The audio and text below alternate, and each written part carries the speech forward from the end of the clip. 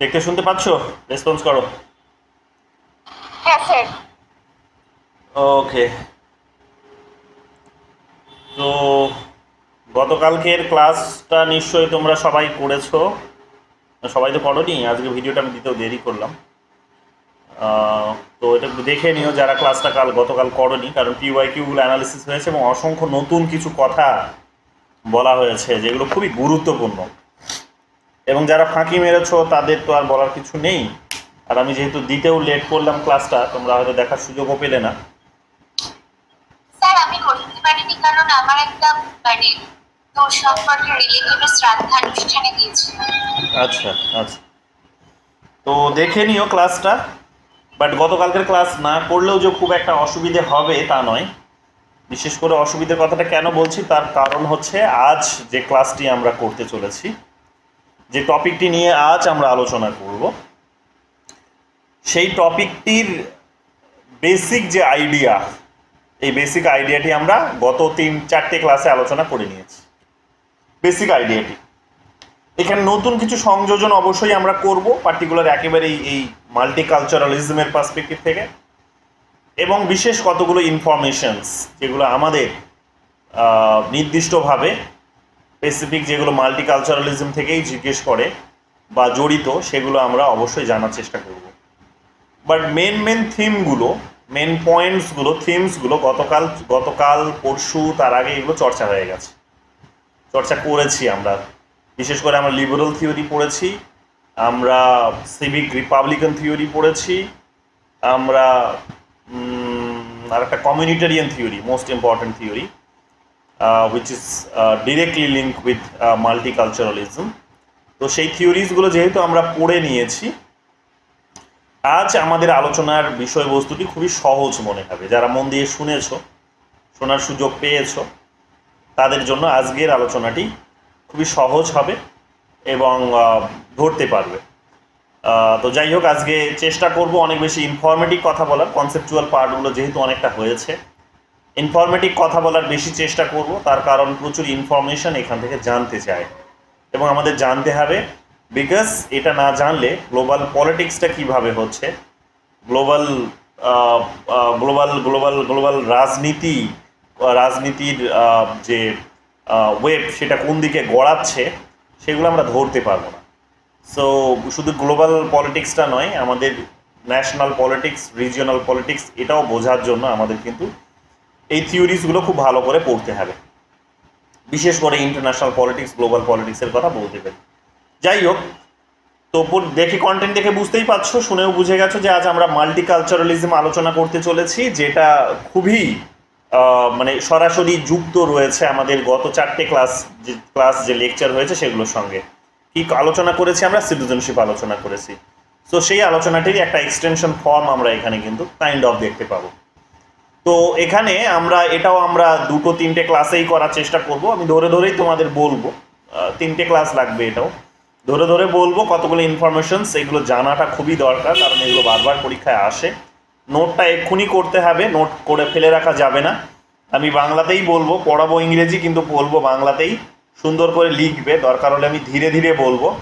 আমি চাই যে শুনতে শুনতেই যেন তোমাদের মুখস্থ হয়ে যায়। সো এটা এনশিওর করার চেষ্টা করো। চলে আসো আমাদের একেবারে প্রিভিউতে কি রয়েছে দেখো। দেখতে নিশ্চয়ই কারো অসুবিধে হচ্ছে না? হুম,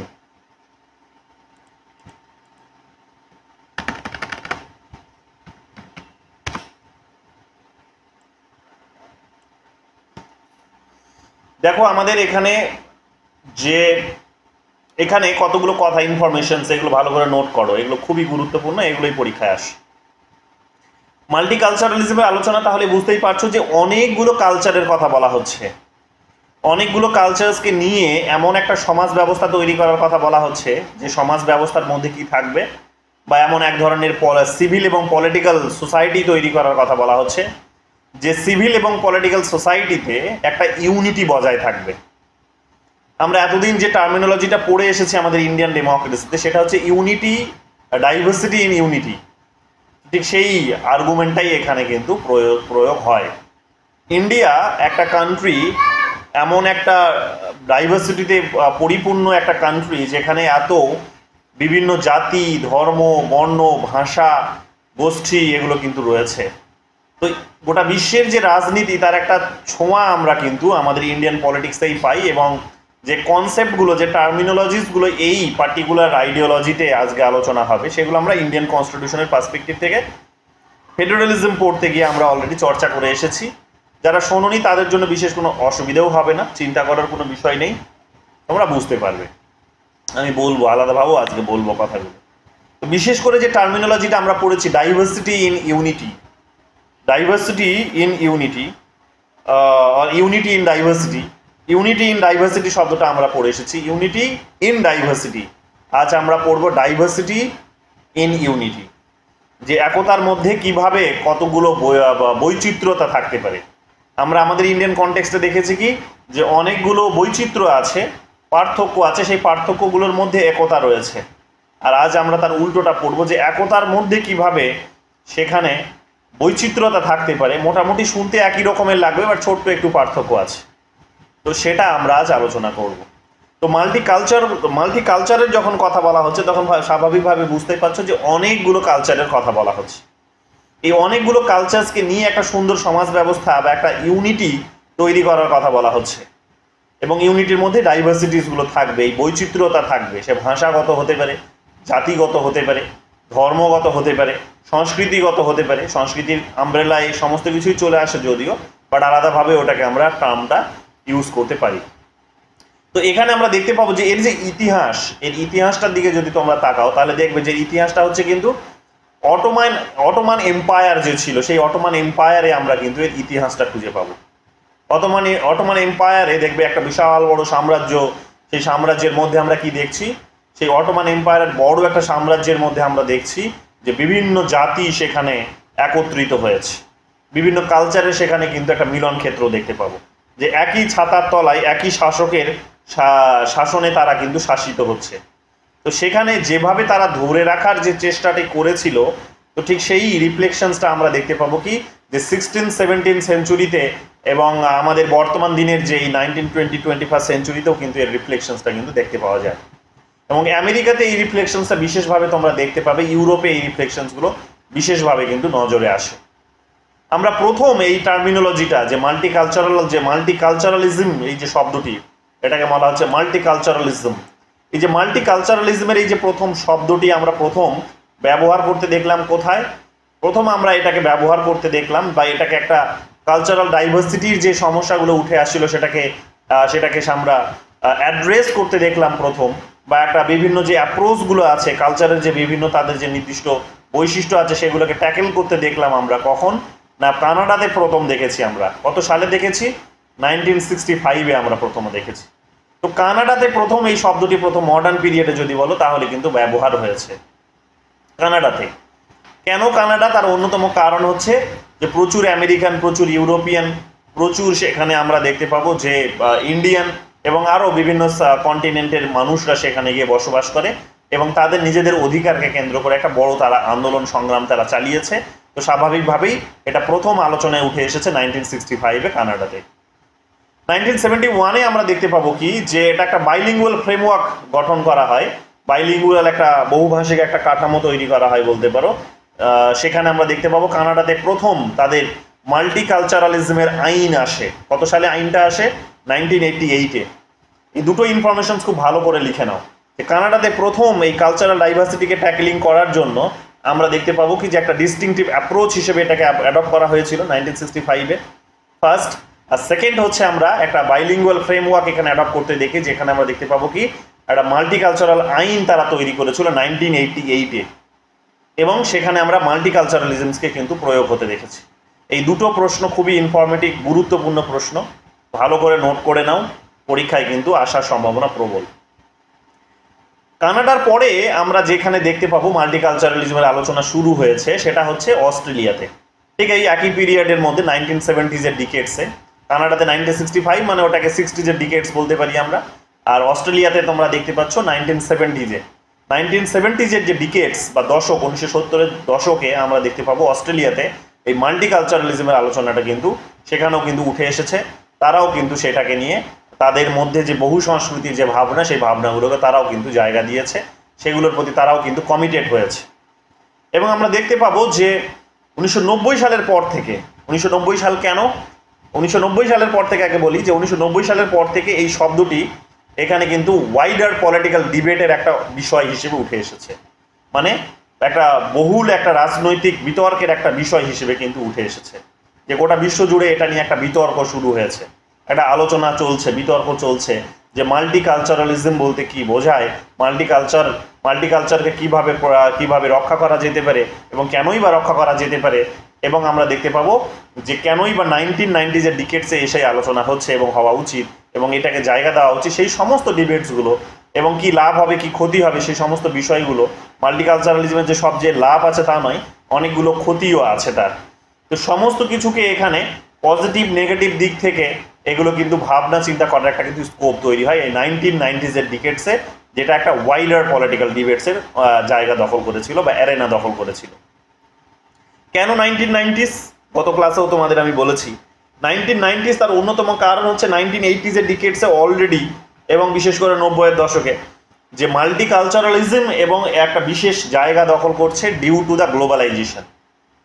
তোমাদের বলেছিলাম due to globalisations, due to network society, the invention of network society, the network, the internet, আমরা দেখতে পাবো কি যে মাল্টিকালচারাল আইডিয়াগুলো কিন্তু বিশাল একটা জায়গা দখল করেছে। নট অনলি দ্যাট, এর পাশাপাশি আমরা দেখতে পাবো কি যে সেই সময়কার যে কোল্ড ওয়ার এই টাইম পিরিয়ডেই দেখতে পাচ্ছ যে শেষ হচ্ছে। 1989-এ বার্লিন ওয়াল, এটা বারবার পরীক্ষায় এসেছে জানো তোমরা, যে 1989-এ যখন বার্লিন ওয়ালকে কোল্যাপস করা হচ্ছে, যেটা ঠান্ডা যুদ্ধের সমাপ্তির একটা বড় সিগন্যাল ছিল, তারপরে আমরা দেখতে পাচ্ছি যে যখন সোভিয়েত ইউনিয়ন 1991-এ অফিসিয়ালি কোল্যাপস করলো এবং 15টা রাষ্ট্রে ভাগ হয়ে গেল, তো তখন আমরা দেখলাম কি, আমরা দেখেছি যে বিশ্বের বিশেষ করে ওই রিজিয়ন্সটার প্রচুর মানুষ তারা কি করেছে, তারা ওই ধরনের একটা বিশৃঙ্খল পরিস্থিতি থেকে মুক্তি পাওয়ার জন্য তারা দেশ ছেড়ে পালিয়ে গেছে। শুধু তাই নয়, আমরা যদি দেখি, আমরা যদি আরেকটু যদি ইতিহাসের দিকে যাই, তাহলে আমরা দেখতে পাবো যে কোল্ড ওয়ারের পিরিয়ডেই তোমরা দেখতে পাবে কি, কোল্ড ওয়ারের পিরিয়ডেই তোমরা দেখতে পাবে যে বিশ্বের বিভিন্ন দেশগুলোর মধ্যে গিয়ে, বিশ্বের বিভিন্ন দেশগুলোতে গিয়ে প্রক্সি ওয়ার হয়েছে।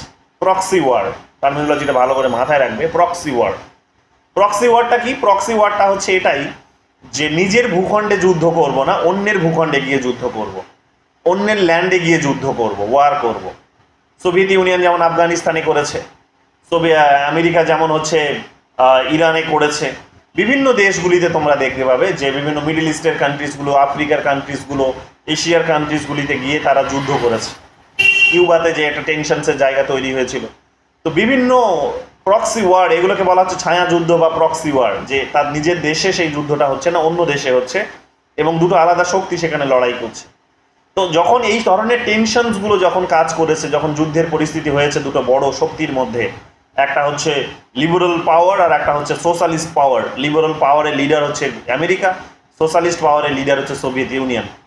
তারা নিজেরা যখন নিজেদের মধ্যে যুদ্ধে যখন জড়িয়ে পড়ছে অন্য কোনো দেশে গিয়ে, অন্য কোনো দেশ কন্টিনেন্টের ল্যান্ডে গিয়ে, তখন আমরা দেখতে পাচ্ছি যে সেই ল্যান্ডের মানুষরা সেখান থেকে কি হচ্ছে না, তারা কিন্তু সেখান থেকে রিফিউজি হিসেবে, যে পলিটিক্যাল ভায়োলেন্স বলা যেতে পারে এক প্রকার, যে পলিটিক্যাল ভায়োলেন্স থেকে মুক্তি পাওয়ার জন্য তারা কি করছে না, অন্য দেশে পালিয়ে চলে যাচ্ছে।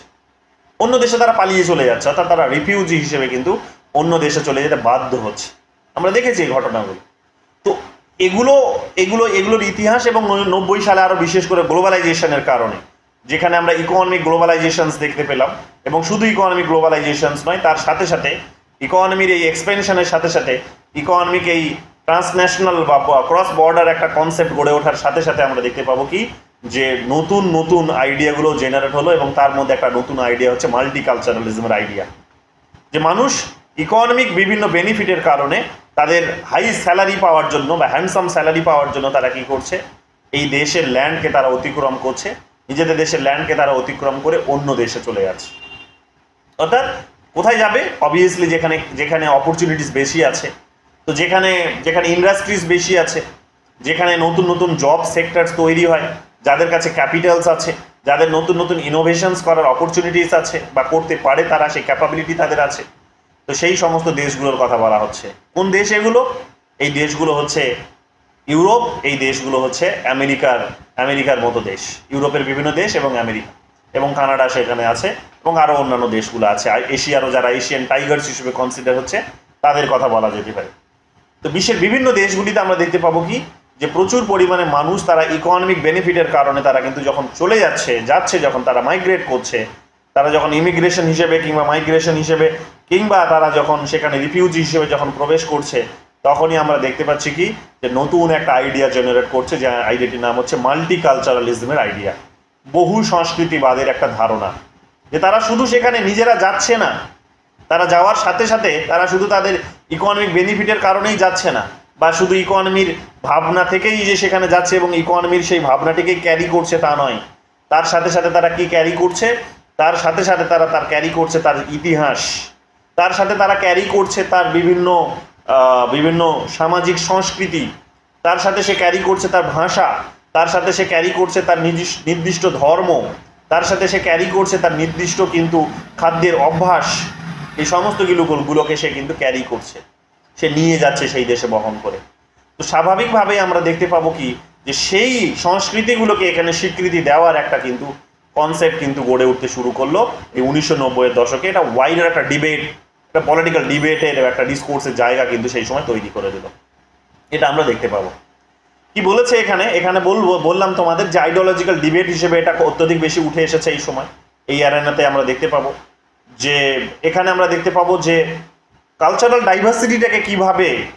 ডাইভার্সিটিটাকে বলা যেতে পারে যে ডিবেটের মূল বিষয় ছিল এটাই, যে কালচারাল যে ডাইভার্সিটি আছে একটা দেশের মধ্যে, সেই ডাইভার্সিটিটাকে কিভাবে প্রোটেক্ট করা যেতে পারে, সেই ডাইভার্সিটিটার মধ্যে থেকে ওই ডাইভার্সিটিটাকে কিভাবে সিভিল এবং পলিটিক্যাল যে আমাদের যে যে যে সেক্টরস আছে বলতে পারো, বা যে স্ফেয়ার আছে, তো সেখানে সিভিল এবং পলিটিক্যাল স্ফেয়ারে কিভাবে, অর্থাৎ পৌর এবং রাজনৈতিক ক্ষেত্রে কিভাবে এই ডাইভার্সিটিটাকে জায়গা করে দিয়ে এখানে একটা দেশের মধ্যে কিভাবে সেখানে ইউনিটিকে প্র্যাকটিস করা যেতে পারে, ডাইভার্সিটিকে প্র্যাকটিস করা যেতে পারে এবং ইউনিফিকেশনস কিভাবে গড়ে তোলা যেতে পারে, সেই সমস্ত চিন্তাভাবনাটাই ছিল কিন্তু এই ডিবেটের মূল বিষয়।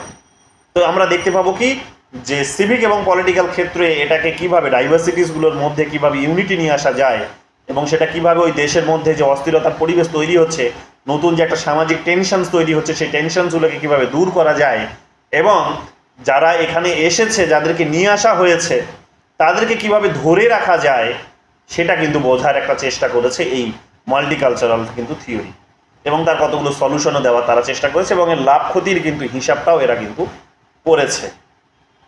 কি দেখতে পাবো তাহলে এখানে? দেখতে পাচ্ছি আমরা এখানে তার কি থিমটা তাহলে কি হচ্ছে, মূল যে এর আলোচনার কেন্দ্রবিন্দু তাহলে হচ্ছে কি ডাইভার্সিটি উইথিন ইউনিটি। দেখো এখানে বলেই দিয়েছে ডাইভার্সিটি উইথিন ইউনিটি, ঠিক আছে, যে একতার মধ্যে কিভাবে বৈচিত্র্যতাকে কিভাবে এখানে কাল্টিভেট করা যায়, কিভাবে সেটাকে জায়গা করে দেওয়া যায়, সেটাই ছিল তাদের মূল আলোচনার বিষয়বস্তু, তাদের মূল কেন্দ্রীয় বিষয়। এখানে আমরা কি দেখতে পাবো? এখানে আমরা দেখতে পাবো এইরকমভাবে বিভিন্ন যে গ্রুপসগুলো আছে সেই গ্রুপসগুলোকে এরকমভাবে তাদের স্বীকৃতি দেওয়া হয়েছে এবং তাদের রেসপেক্টগুলোকে তাদের কিন্তু দেওয়া হয়েছে। রেসপেক্টের জায়গাটার কথা কারা বলে? রাইটস বেসড, যে তোমাদের গতকালও ক্লাসে বলেছিলাম যে রেসপেক্টের জায়গাটাকে বা মর্যাদার জায়গাটাকে, স্টেটাসের জায়গাটাকে বিশেষভাবে তুলে ধরার চেষ্টা করে যে লিবারেল থিওরি যেটা আছে, সেই লিবারেল থিওরি তারা কিন্তু এটার উপর বিশেষভাবে ফোকাস করার চেষ্টা করে।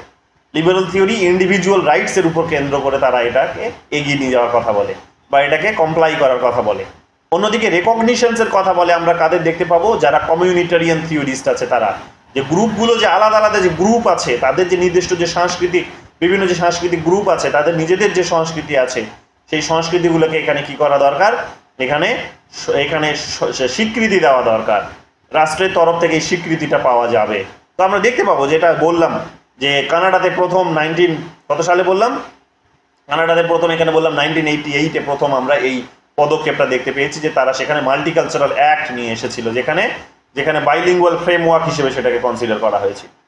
তো এই বিষয়গুলো আমরা সেখানে কিন্তু দেখতে পাবো, এটাই কিন্তু এদের আলোচনার বিষয়বস্তু। কি বলছে?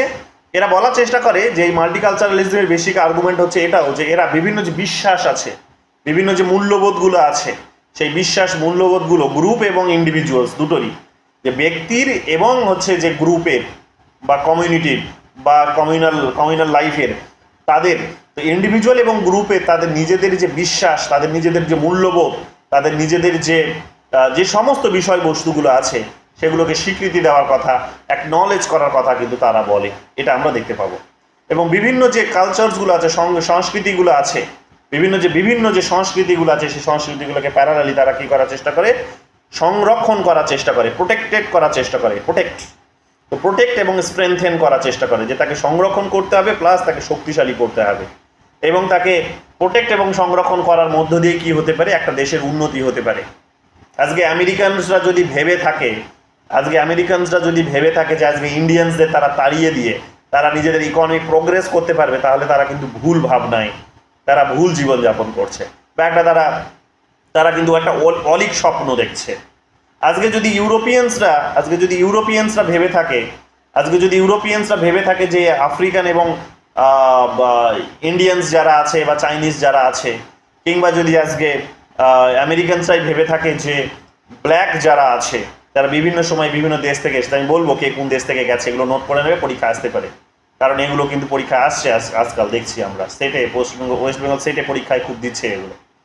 তো তারা যদি ভেবে থাকে যে ব্ল্যাকস যারা ওখানে আমেরিকাতে আছে তাদেরকে তাড়িয়ে দিয়ে তাদের বিরুদ্ধে একটা বিদ্বেষমূলক ধারণা পোষণ করে, তাদেরকে সাপ্রেস করে, তাদেরকে অপ্রেস করে যদি তারা ভাবে যে তারা আজকে প্রোগ্রেস করতে পারবে, তাহলে তারা বলা যেতে পারে যে একটা অলীক স্বপ্ন দেখছে। কেন? তার কারণ তারা ইকোনমিক্যালি নিজেদেরকে আর নইলে প্রোগ্রেস করতে পারবে না। তারা যদি নিজেদের সংস্কৃতিকে প্র্যাকটিস করতে চায়, ডাইভার্সিটিকে যদি তারা স্বীকৃতি না দেয়, তাহলে তারা কি হবে না, ইকোনমিক্যালি তাদের আর প্রোগ্রেস ঘটবে না। অর্থাৎ যত বড় বড় সিইও দেখছো, যত বড় বড় এমপ্লয়িজ দেখছো যে আমেরিকার কোম্পানিজগুলিতে গিয়ে জব করছে, বেশিরভাগই তোমরা দেখবে বড় বড় কোম্পানিজগুলিতে দেখবে যে বিশ্বের বিভিন্ন দেশ থেকে তারা সেখানে গেছে। ইন্ডিয়ানসদের, চাইনিজদের, আফ্রিকানসদের একটা বড় ডমিনেশনস আছে সেখানে, আমরা জানি এগুলো। তো ফলে কি হচ্ছে যে তাদের ব্রেনকে ছাড়া, তাদের ব্রেনের রেজাল্ট হিসেবে যে ইকোনমিক একটা যে আউটপুট উঠে আসছে সেটা ছাড়া তারা প্রোগ্রেস করতে পারবে না, তারা তাদের সংস্কৃতিকেও ধরে রাখতে পারবে না, তারা তাদের নিজেদের সায়েন্স টেকনোলজির যে ডেভেলপমেন্ট সেটাকেও ধরে রাখতে পারবে না। তো কাজেই তারা এটা রিয়েলাইজ করেছে, যারা ইকোনমিক্স থিঙ্কার্স আছেন তারা এটা রিয়েলাইজ করেছে যে কখনোই আমরা আমরা ইকোনমিক বেনিফিটটাকে যদি ভ্যালুস দিতে চাই, মানে লিবারেলসদের বেসিক কনসার্ন তো এটাই থাকে, তোমরা জানো যে তারা ইকোনমিক বেনিফিটের কথা বলে, ইন্ডিভিজুয়ালিজমসের কথা বলে, আরও বেশি করে তারা কর্পোরেটের কথা বলে, আরও বেশি করে তারা লিবারালাইজেশনের কথা বলে, ইন্ডিভিজুয়ালসের আরও বেশি করে সম্পত্তির কথা তারা বলে, ইনোভেশনসের হচ্ছে সেটা একটা ইনোভেশনসের মধ্য দিয়ে সেটা হবে। তো সেখানে যদি আজকে কালচারের কারণে এদেরকে তাড়িয়ে দেওয়া হয়, তাহলে কি তারা সেই নিজেদের প্রোগ্রেসটা ধরে রাখতে পারবে, ইকোনমিক প্রোগ্রেস? উত্তর হচ্ছে অবভিয়াসলি নট, যে তারা পারবে না। তো সেই কারণে এটা একটা বড় উদ্বেগের বিষয় হচ্ছে লিবারেল থিওরিস্টদের বড় উদ্বেগের বিষয় হচ্ছে এটাই যে যারা একটা সময় কি করতো না, এই সমস্ত বিষয়গুলোকে পাত্তা দিত না, মূল্য দিত না, যারা শুধুমাত্র ইকোনমিক মূল্যবোধটাকেই সামনে রেখেছিল, তারা কিন্তু ধীরে ধীরে এই সমস্ত বিষয়গুলোকে স্বীকৃতি দিতে এক প্রকার বাধ্য হচ্ছে। তো আমরা দেখতে পাবো ইউরোপ এবং আমেরিকার মধ্যে বা যে সমস্ত আন্দোলনগুলো বড় এই কারণে হয়ে উঠেছে সেগুলোর মধ্যে আমরা দেখতে পাবো যে বিভিন্ন সময় যে আন্দোলনগুলো মাথা চাড়া দিয়ে উঠেছে তার মধ্যে একটা গুরুত্বপূর্ণ আন্দোলন হচ্ছে এই মাল্টিকালচারাল মুভমেন্ট। বিভিন্ন নামে এগুলো হয়েছে, যেমন ব্ল্যাক মুভমেন্ট বলে একটা মুভমেন্ট হয়েছে, ব্ল্যাক পান্থারের নাম তোমরা নিশ্চয়ই শুনেছো। তো সেই পলিটিক্যাল পার্টিসগুলোর লিডিংয়ে বিভিন্ন পলিটিক্যাল মুভমেন্টস হয়েছে, আরও সেখানকার সিভিল সোসাইটির তরফ থেকে মুভমেন্ট হয়েছে, এথনিক গ্রুপসগুলো বিভিন্ন মুভমেন্ট করেছে। করে তারা কি করেছে না, তারা বুঝিয়ে দিয়েছে যে যদি তাদেরকে স্বীকৃতি না দেওয়া হয়, যদি তাদের কতগুলো রাইটসকে সিকিওর করা না হয়, যদি তাদের গ্রুপ বেসড রেকগনিশনস যদি তারা না পায়, তারা কিন্তু আমেরিকার বা ইউরোপের প্রত্যেকে যেখানে আছে তাদের সেখানকার ইকোনমির মধ্যে একটা সিভিল ডিসঅবিডেন্সের মতো একটা বা আইন অমান্য করার মতো, শান্তিপূর্ণ উপায়ে আইন অমান্য করার মতো একটা আন্দোলনের মধ্য দিয়ে তারা কি করবে, তাদের ইকোনমিকে ধ্বংস করে দেওয়ার জন্য যথেষ্ট। তো তাদের মধ্যে যখন এই সচেতনতাগুলো তৈরি হচ্ছে, তাদের নিজেদের দৃঢ় সচেতনতা যখন তাদের নিজেদের মধ্যে তৈরি হচ্ছে, তখন আমরা দেখতে পাচ্ছি কি যে সেগুলো এই মাল্টিকালচারালিজমের একটা আন্দোলনের রূপ নিচ্ছে, এবং আমরা দেখতে পাবো তারা তাদের নিজেদের অধিকারগুলোকে কিন্তু সিকিওর করতে এইরকমভাবে সক্ষম হচ্ছে। কতগুলো উদাহরণ আমরা অবশ্যই পড়বো, যেগুলো তোমাদের পরীক্ষায় আসতে পারে, এগুলো লিখে নিতে হবে। তো যাই হোক, এখানে আমরা দেখতে পাবো যে সমস্ত থিওরিজগুলো এটাকে নিয়ে ডিল করছে এই পার্টিকুলার এই পলিটিক্যাল ডিবেটটাকে, সেটা হচ্ছে যেমন লিবারালিজমের কথা বললাম, তার বেসিক আর্গুমেন্টটাও বললাম, তাদের ড্রাইভিং ফোর্সটাও বলে দিলাম যে কেন তারা এটাকে স্বীকৃতি দিতে আজকাল বাধ্য হচ্ছে। তো লিবারালিজমের কথা বললাম, প্লুরালিজমের কথা বলতে পারি আমরা, প্লুরালিজম বহু সংস্কৃতিবাদ, হ্যাঁ বহুত্ববাদের কথা বলতে পারি, এবং আমরা কসমোপলিটানিজমেরও কথা বলতে পারি। তো তিনটে ডমিনেন্ট থিওরি এখানে আছে, যে থিওরিজগুলো আমাদেরকে পড়তে হবে, এগুলো আমাদেরকে ভালো করে মাথায় রাখতে হবে। এবং এই তিনটে থিওরির মধ্যেই এখানে আমরা দেখতে পাবো মাল্টিকালচারালিজমকে জায়গা দেওয়ার অবশ্যই চেষ্টা হয়েছে, বিশেষ করে এখানে প্লুরালিস্ট থিওরি যেটা আছে, বা তিনটে থিওরিকেই বলতে পারো, তারা চেষ্টা করেছে মাল্টিকালচারালিজমকে জায়গা করে দেওয়ার, এবং এটা একটা দীর্ঘ কন্ট্রোভার্সির বিষয় হয়েছে। এটার যেমন পজিটিভ সাইডস আছে, তেমনি এটা নিয়ে অনেকে উদ্বেগও প্রকাশ করেছে যে এটা আলটিমেটলি কি হতে পারে, যে এটা একটা যে রাজনৈতিক যে বিশৃঙ্খলা তৈরি হচ্ছে, যে বিভিন্নতা যে তৈরি হচ্ছে, সেই বিভিন্নতাগুলোর মধ্য দিয়ে একটা যে অস্থিরতার পরিবেশ আগামী দিনে আরো জোরদার হতে পারে, সেই সমস্ত উদ্বেগগুলোও কিন্তু অনেকে কিন্তু এখানে কিন্তু রেখেছেন। তো সেই কারণে এই থিওরিকে বিভিন্ন সমালোচনার মুখেও পড়তে হয়, বিভিন্ন অবজেকশনস এদের বিরুদ্ধেও রয়েছে, আমরা কিন্তু সেগুলো ধীরে ধীরে আলোচনা অবশ্যই করব। চলে আসে অরিজিনটাতে। অরিজিনে আমি তোমাদের অলরেডি বললাম। এর যদি সরাসরি এর অরিজিনটার এবার কথা বলো, তাহলে আমরা দেখতে পাবো 1960 সালে তোমরা দেখবে, 1960-এর দশকে তোমরা দেখবে যে ব্ল্যাক কনসিয়াসনেস মুভমেন্ট জেনারেট হয়েছিল আমেরিকাতে। ব্ল্যাক কনসিয়াসনেস মুভমেন্ট 1960-এর দশকে হয়েছিল, ব্ল্যাক কনসিয়াসনেস মুভমেন্ট, যে যারা কৃষ্ণাঙ্গ সেখানে আছে আফ্রিকা থেকে, যাদেরকে বিভিন্ন সময় নিয়ে যাওয়া হয়েছে।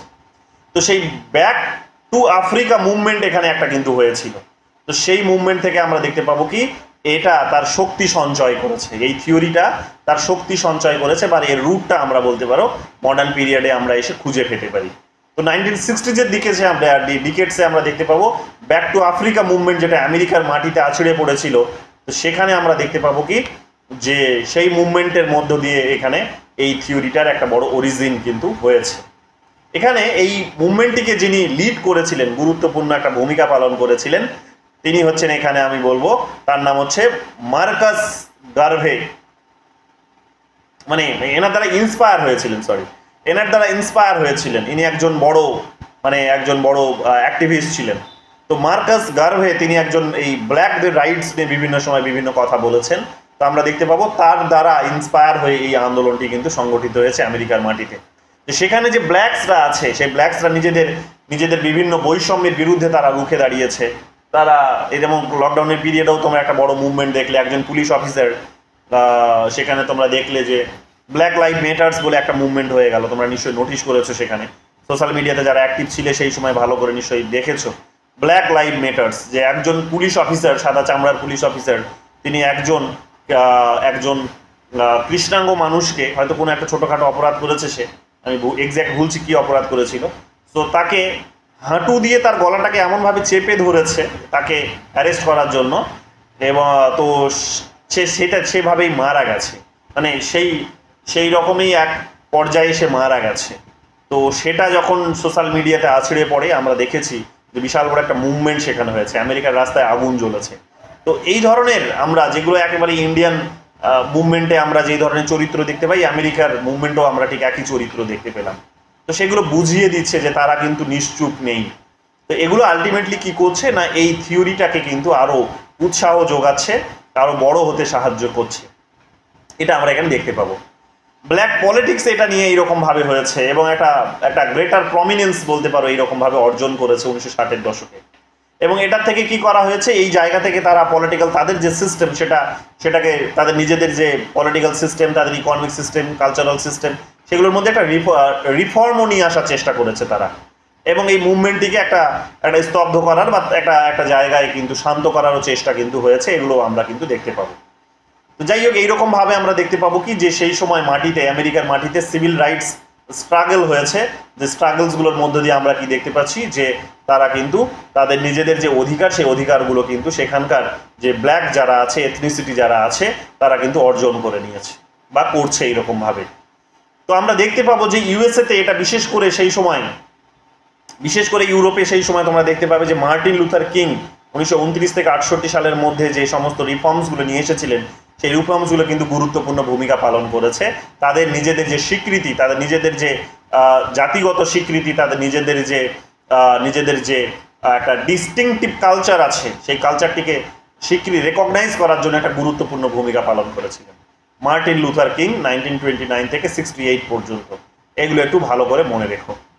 এরপরে আমরা দেখতে পাবো কি, এরপরে আমরা দেখতে পাবো যে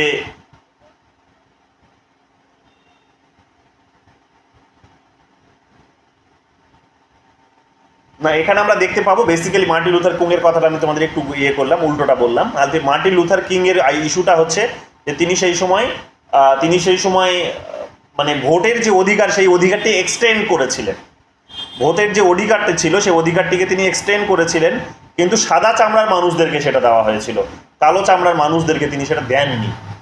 এই জায়গা থেকে আমরা দেখতে পাবো কি, এই জায়গা থেকে আমরা দেখতে পাবো যে এখানে একটা বড় আন্দোলনের রূপ লাভ করেছিল, কিন্তু তাদের এই স্বীকৃতির আন্দোলন, তাদের রাজনৈতিক আন্দোলন একটা কিন্তু সেখান থেকে মাথা ছাড়া দিয়ে উঠেছিল। যে একটা বৈষম্যমূলক নীতিতে সেখানে কিন্তু নিয়েছিলেন, যে তিনি ভোটের যে অধিকার সেটাকে এক্সটেন্ড করেছিলেন, কিন্তু আমরা দেখতে পাবো কি সেখানে এক্সটেন্ড করলেও আমরা দেখতে পাবো যে সেখানে এদের কিন্তু বিশেষভাবে কোনো বিশেষ অধিকার থেকে এদেরকে, মানে এদের ভোটিং রাইটস থেকে এদের বঞ্চিতই করেছিলেন। তো সেখান থেকে এই কারণে এটা একটা বড় আন্দোলনের রূপ নিয়েছিল। সিভিল রাইটস স্ট্রাগল সেখানে কিন্তু একটা বড় ধরনের হয়েছে। যাই হোক, তো সেখানে আমরা দেখতে পাবো নন ভায়োলেন্ট যে স্ট্র্যাটেজি সেটাকে তারা অবলম্বন করেছে। গান্ধীজির যে স্ট্র্যাটেজি ছিল, নন ভায়োলেন্ট যে সিভিল ডিসঅবিডেন্স যে স্ট্র্যাটেজি, কোনো কিছুকে অর্জন করার, তো সেই স্ট্র্যাটেজিকে তারা সেখানে কিন্তু অবলম্বন করেছে এবং দীর্ঘ আন্দোলন তারা কিন্তু চালিয়েছে। যে ব্ল্যাক পাওয়ার মুভমেন্ট তারা চালিয়েছে সেখানে। যদিও এই ব্ল্যাক পাওয়ার মুভমেন্ট আমরা দেখতে পাবো কি তাদের ব্যর্থ হয়েছে। ব্যর্থ হওয়ার বড় কারণগুলো হচ্ছে যে তারা নন ভায়োলেন্ট উপায়ে হয়তো আন্দোলনটা করছিল ঠিকই, কিন্তু সেই আন্দোলনটা কোথাও গিয়ে কিন্তু বিকৃত রূপও লাভ করেছে। সেখানে বিশেষ করে একটা পার্টি ছিল ব্ল্যাক প্যান্থার পার্টি, নাম তোমরা শুনেছ, অনেকবার পরীক্ষায় এসেছে। ব্ল্যাক প্যান্থার পার্টি, এই যে পার্টিটি যেটা প্রতিষ্ঠিত হয়েছিল 1966-এ, পরীক্ষা অলরেডি এসেছে কিন্তু কোয়েশ্চেন্সটা একাধিকবার নোট করে নাও। তো ব্ল্যাক প্যান্থার পার্টি 1966-এ যে প্রতিষ্ঠিত হয়েছিল, সেই পার্টিকে আমরা কি দেখতে পাবো যে তারা এটার পক্ষে ছিল না, এই ধরনের নন ভায়োলেন্ট সিভিল ডিসঅবিডেন্স মুভমেন্টের পক্ষে ছিল না, বরং তারা আর্ম কনফ্রন্টেশনস চেয়েছিল, অর্থাৎ অস্ত্র হাতে যুদ্ধ করতে চেয়েছিল। তো সেই ধরনের একটা আইডিয়াকে যেহেতু তারা প্রমোটেড করেছিল, ফলে আমরা দেখতে পাবো কি যে এই আন্দোলনটি কিছু সময়ের জন্য আবার স্তব্ধ হয়ে যায় বা তার গতিটা কিন্তু হারিয়ে ফেলে, তার শক্তি কিন্তু সে হারিয়েও ফেলে। এই ধরনের বিষয়গুলো আমরা সেখানে দেখতে পাবো। এবং আমরা দেখতে পাবো যে ব্ল্যাক আমেরিকানসরা যে আছেন, সেই ব্ল্যাক আমেরিকানসদের মধ্যে অনেক মুসলিম ট্রাইবসও তোমরা খুঁজে পাবে।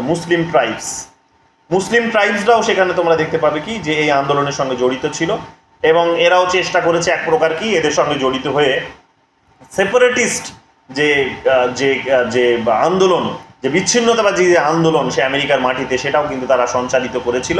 তারা সেটা কিন্তু এগিয়ে নিয়ে যাওয়ার চেষ্টা করেছিল, বা এই বিচ্ছিন্নতাবাদী আন্দোলনকে তারা সেখানে জায়গা করে দিয়েছিল বলে এখানে আমরা দেখতে পাবো সেই আন্দোলনগুলো একটুখানি স্তব্ধ হয়ে যায়। তো এইরকমভাবে আমরা দেখতে পাবো যে শান্তিপূর্ণ বা অস্ত্র হাতে নিয়ে এই ধরনের আন্দোলনগুলো হয়েছে, এবং যেগুলো আলটিমেটলি কি করেছে, মাল্টিকালচারালিজমের অরিজিনসটাকে কিন্তু দিক নির্দেশ করেছে বলা যেতে পারে। তো এটা আমরা এখানে দেখতে পাবো।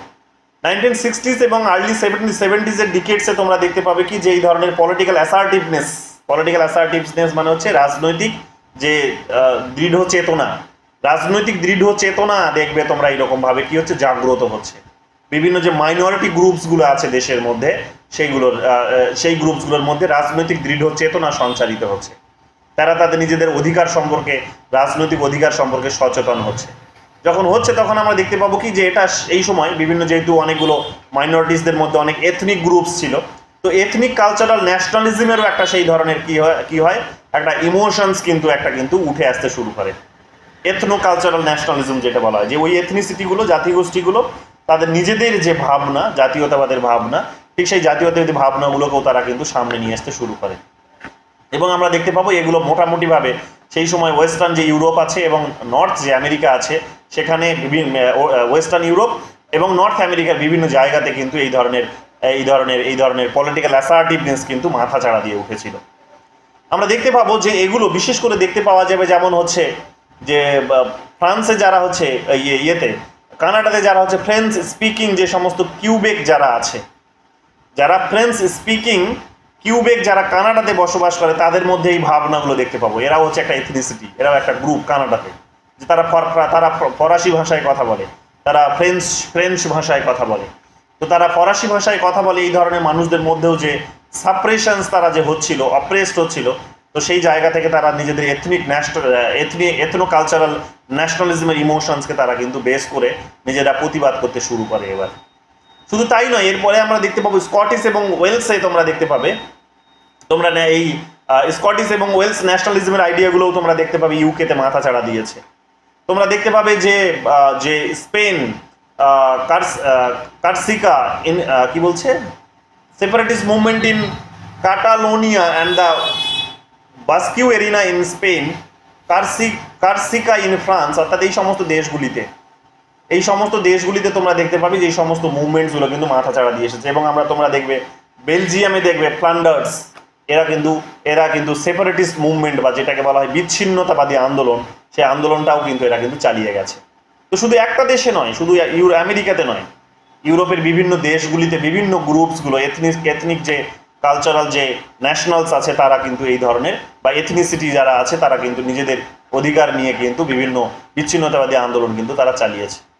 এবং আমরা দেখতে পাবো এইরকমভাবে এথনিক অ্যাসার্টিভনেস কিন্তু উঠে এসেছে, অর্থাৎ জাতিগোষ্ঠীগত একটা দৃঢ় চেতনা তাদের মধ্যে কিন্তু জাগ্রত হয়েছে বলে এই ধরনের আন্দোলনগুলো তারা কিন্তু করেছে।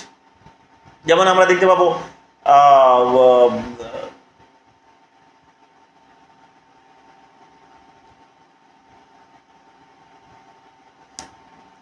যেমন আমেরিকাতে তোমরা দেখতে পাবে, আমেরিকা এবং কানাডাতে দেখতে পাবে যারা হচ্ছে স্বদেশীয়, যারা হচ্ছে আবার যে নাগরিক আছে, তাদের মধ্যেও এই ভাবনাগুলো দেখতে পাবে। অর্থাৎ ওখানকার যারা আদিবাসী, নেটিভ আমেরিকানস বলতে পারো, তো তাদের যে নিজেদের যে আদিবাসী গোষ্ঠী আছে, তাদের মধ্যেও এই ভাবনাগুলো কিন্তু দেখা গেছে।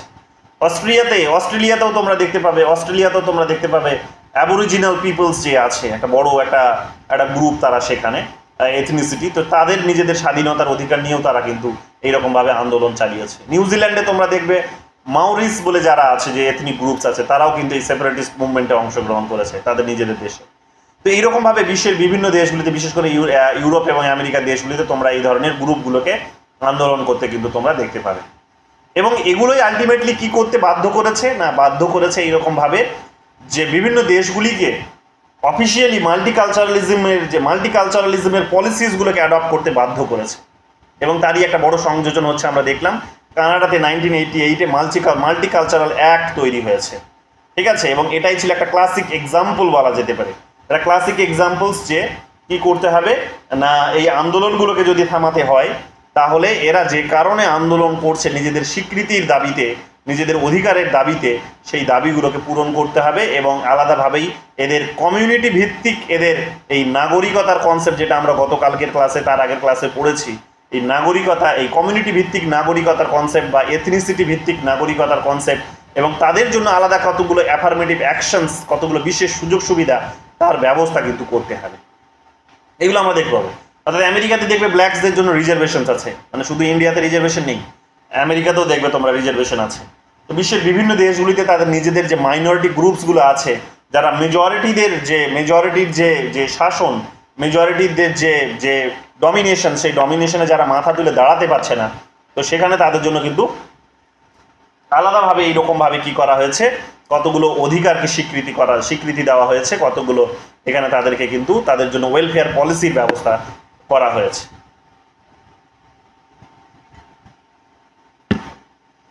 এরপর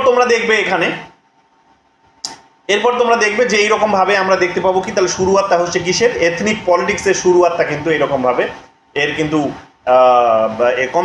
কমেন্সমেন্ট যেটাকে বলা হচ্ছে ইংলিশে, যে শুরুটা কিন্তু আমরা দেখতে পাচ্ছি যে এথনিক পলিটিক্সের কিন্তু হচ্ছে। এবং আমরা দেখতে পাবো যে এগুলো বেসিক্যালি তারা চেষ্টা করেছিল তাদের যে অর্থনৈতিক এবং সামাজিক যে মার্জিনালাইজেশনস, অর্থাৎ ইকোনমিক এবং সোশ্যাল মার্জিনালাইজেশন, অর্থাৎ অর্থনৈতিক এবং সামাজিক পিছিয়ে পড়ার যে তাদের যে অবস্থা, সেই অবস্থাটিকে তারা চ্যালেঞ্জ জানাতে চেয়েছিল। এবং কখনো কখনো তারা এই জাতিগত কারণে যে বিভিন্ন ধরনের যে এই দমনমূলক নীতির শিকার হতো বা দমনের শিকার হতো, দমিত হয়ে যেত, তাদেরকে দমিয়ে দেওয়া হতো, তাদেরকে শোষণ করা হতো, তো সেগুলোর বিরুদ্ধে তারা কিন্তু এই ওই এথনিক পলিটিক্সটাকে হাতিয়ার করেছে এবং এইরকমভাবে তারা মাথা চাড়া দিয়ে উঠেছে, যেখানে যেখানে মাল্টিকালচারালিজম একটা বড় থিওরিটিক্যাল ফ্রেমওয়ার্ক হিসেবে কিন্তু তাদেরকে উৎসাহ যোগানোর কাজটা করছে। এখানে আমরা কি দেখতে পাবো, যে এই সেন্সে আমরা দেখতে পাবো যে এথনিক পলিটিক্স সেই সময় একটা কি হয়েছে, এথনিক পলিটিক্স এইরকম ভাবে আমরা রাজনৈতিক উদারীকরণ হতে দেখবো তার, যে এথনিক পলিটিক্স এইভাবে তাদের রাজনৈতিক উদারীকরণ হয়েছে এবং সমাজের মধ্যে যে কাঠামোগত যে যে যে ডিসঅ্যাডভান্টেজ আছে, ডিসঅ্যাডভান্টেজ মানে এটাকে বলা হয় যে বিভিন্ন সুযোগ সুবিধা থেকে বঞ্চিত করার জন্য যে ধরনের নিয়ম কানুনগুলো আছে বিভিন্ন সমাজের কাঠামোর মধ্যে, বা ওই যেভাবে ইনগ্রেইনড ইনইকুয়ালিটির কনসেপ্টগুলো রয়েছে, যে ইনগ্রেইন মানে হচ্ছে কি পুরো সিস্টেমটার মধ্যেই একেবারে মজ্জাগত অবস্থায় রয়েছে, যে পুরো ইনইকুয়ালিটি রয়েছে, ইকুয়ালিটি নেই সেখানে, যে সেখানে যারা পাওয়ারফুল তারাই ক্ষমতা পাবে, যারা সংখ্যায় বেশি তারাই পাওয়ার পাবে, তারাই সমস্ত রকমভাবে সুযোগ সুবিধা অর্জন করবে, তাদেরই উন্নতি হবে, মাইনরিটিসদের উন্নতি হবে না, এই ধরনের যে কনসেপ্টগুলো, তো সেগুলো তাদের যেভাবে একটা স্ট্রাকচারাল রূপ ধারণ করেছে, তো সেগুলোর মধ্যে থেকে তাদেরকে বের করে নিয়ে আসার জন্য তাদের রাজনৈতিক উদারীকরণ সেই সময় হয়েছে, যেখানে এথনিক পলিটিক্সের মধ্য দিয়ে তারা সেটা কিন্তু করতে সক্ষম হচ্ছে কিছুটা। আমরা দেখতে পাবো কি, আমরা দেখতে পাবো আমেরিকাতে যারা হচ্ছে নর্থ আমেরিকাতে এবং ওয়েস্টার্ন ইউরোপে যারা ব্ল্যাক আমেরিকানস আছে, উদাহরণ হিসেবে বলা যেতে পারে, যে এইরকম তারা একটা এথনিক আইডেন্টিটি তারা সেখানে পাচ্ছে, এবং তারা হোয়াইট যে ডমিনেশনস আছে, হোয়াইট ডমিনেশন, হোয়াইট কালচারের যে ডমিনেশনস আছে, অর্থাৎ সাদা চামড়ার মানুষদের যে একটা ডমিনেশনস আছে, সেটাকে তারা এই এথনিক আইডেন্টিটি দিয়ে তারা কি করছে, সেটাকে তারা কনফ্রন্ট করার চেষ্টা করছে, যে তারা তার মোকাবিলা করার চেষ্টা করছে। এই ধরনের মোকাবিলার বিষয়টাও কিন্তু আমরা দেখতে পাবো কি উঠে আসছে, এবং উঠে এটাকে মোকাবিলা করার জন্য এক প্রকার তারা কিন্তু বলা যেতে পারে যেটা পাচ্ছে এবং পাওয়াটা তাদের দরকার, এই সমস্ত ডিসকোর্সগুলো সেখানে কিন্তু ঘুরিয়ে ফিরিয়ে আসছে। কি দেখতে পাবো আমরা এর পাশাপাশি এর এর এর এর বাইরেও আমরা দেখতে পাবো যে মাইনরিটি যে গ্রুপসগুলো আছে, মাল্টিকালচারাল পলিটিক্সকে তারা কিন্তু এইরকমভাবে কি করেছে, এইরকমভাবে তারা কিন্তু শক্তিশালী করেছে। এবং ইন্টারন্যাশনাল মাইগ্রেশনস, শুধু তাই নয়, ইন্টারন্যাশনাল মাইগ্রেশনস যেটা 1945 থেকে যেটা বললাম তোমাদের সেই সময়, যে সেগুলো কিন্তু কালচারাল ডাইভার্সিটিটাকে কিন্তু এই যে মানে কালচারাল ডাইভার্সিটিটাকে তৈরি হতে সাহায্য করছে। অর্থাৎ একটা দেশে কালচারাল ডাইভার্সিটি যখন তৈরি হচ্ছে, তখন তার পেছনে বড় গুরুত্বপূর্ণ কারণ হচ্ছে যে 1945 সালের ঘটনা প্লাস হচ্ছে 45 সালের পর থেকে যে সমস্ত ঘটনাগুলো ঘটেছে সেগুলো। এর পাশাপাশি আমরা দেখতে পাবো কি যে মাইগ্রেশন, যেটা তোমাদের বলে দিলাম যে 1945-এর পর যে সমস্ত যে যুদ্ধগুলো হয়েছে বা সেকেন্ড ওয়ার্ল্ড ওয়ারে যে ধরনের ক্ষয়ক্ষতি হয়েছে, তো সেই কারণে মানুষ পালিয়ে গেছে সেই সমস্ত দেশগুলিতে যেখানে বিভিন্ন সুযোগ সুবিধা আছে, কাজ করার যেখানে সুযোগ হয়েছে, বা বলতে পারো 1945-এ যুদ্ধের যেখানে পরিস্থিতি হয়েছে বা যেখানে বিশেষভাবে ক্ষয়ক্ষতি হয়েছে, বিশেষ করে বলতে পারো ইউরোপের কথা, যে ইউরোপে যে সমস্ত ক্ষয়ক্ষতিগুলো হয়েছে, তো সেগুলোকে আবার পুনরায় রিকভার করার জন্য, আবার সেগুলোকে সংশোধন করার জন্য, ঠিক করে নেওয়ার জন্য, তো সেখানে প্রচুর পরিমাণে ওয়ার্কারের প্রয়োজন হয়েছিল।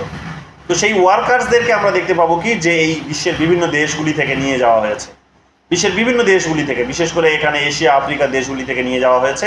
তো সেই ওয়ার্কার্সরা সেখানে গিয়ে যখন কাজ করছে, তখন সেটাও কিন্তু এই মাল্টিকালচারালিজমের আইডিয়াটিকে বা ওই জাতিগোষ্ঠীটিকে কিন্তু সেখানে তার বীজটি রোপণ করতে কিন্তু হেল্প করছে। এইরকমভাবে আমরা দেখতে পাবো যে বিশ্বের বিভিন্ন দেশগুলো থেকে মানুষ, বিভিন্ন জাতিগোষ্ঠীর মানুষ, তারা সেখানে গিয়ে তারা কি করছে, তারা কিন্তু সেখানে এই নিজেদের জাতিগোষ্ঠীর বীজটা কিন্তু রোপণ করছে। এগুলো কিন্তু আমরা এখানে দেখতে পাবো। তারপরে কি বলছে, শুধু তাই নয়, এই যে এখানে বলেও দিয়েছে যে কলোনিজগুলো যেগুলো ছিল, যেগুলো ইউরোপের যে বিভিন্ন কান্ট্রিজগুলোর কলোনি যেগুলো ছিল, সেগুলোও কিন্তু একটা হিস্টোরিক্যাল রুট হিসেবে কিন্তু কাজ করেছে, একটা হিস্টোরিক্যাল রুট হিসেবে কাজ করেছে। কি হিস্টোরিক্যাল রুট হিসেবে কাজ করেছে, যে আমরা দেখেছি যেমন ইউকে যেমন বিভিন্ন সময় কি করেছে, ইউকে যেমন বিভিন্ন সময় দেখবে আফ্রিকা, এশিয়া থেকে যেমন ইন্ডিয়ানসদের, আফ্রিকা থেকে যেমন হচ্ছে যেমন সাউথ আফ্রিকানদের, আরও বিভিন্ন দেশ থেকে তারা দেখবে যেমন কালো চামড়ার মানুষগুলো তারা আমেরিকাতে নিয়ে গিয়ে সেখানে তারা কি করেছে না, তারা সিভিলাইজেশন সেখানে তৈরি করার কাজে তাদেরকে স্লেভস হিসেবে ব্যবহার করেছে, এগুলো আমরা জানি। তো ফলে ওখানে কি হয়েছে, ওই জাতিটার একটা কিন্তু বীজটা ধীরে ধীরে রোপণ হয়ে গেছে, তারা দীর্ঘদিন ধরে ওখানে থেকেছে। ব্রিটিশরা হয়তো চলে এসেছে, যুদ্ধ করে তারা পরাজিত হয়েছে আমেরিকানদের থেকে, তাই তারা হয়তো পালিয়ে আসতে বাধ্য হয়েছে, বাট সেখানে এই যে মানুষগুলো দীর্ঘদিন ধরে বসবাস করতে করতে তারা ওখানকারই এক প্রকার বলতে পারো যে ভূখণ্ডের সাথে মিশে গেছে। তো কাজেই এটাও কিন্তু একটা বড় একটা কিন্তু চ্যানেল, যেটা কি করেছে না, ওখানে ওই মাল্টিকালচারাল আইডিয়াটিকে বা বিভিন্ন গ্রুপগুলোকে তৈরি হতে সাহায্য করেছে। তাদের তাদের সেখানে তাদের বীজ রোপণ করতে তাদেরকে সাহায্য করেছে।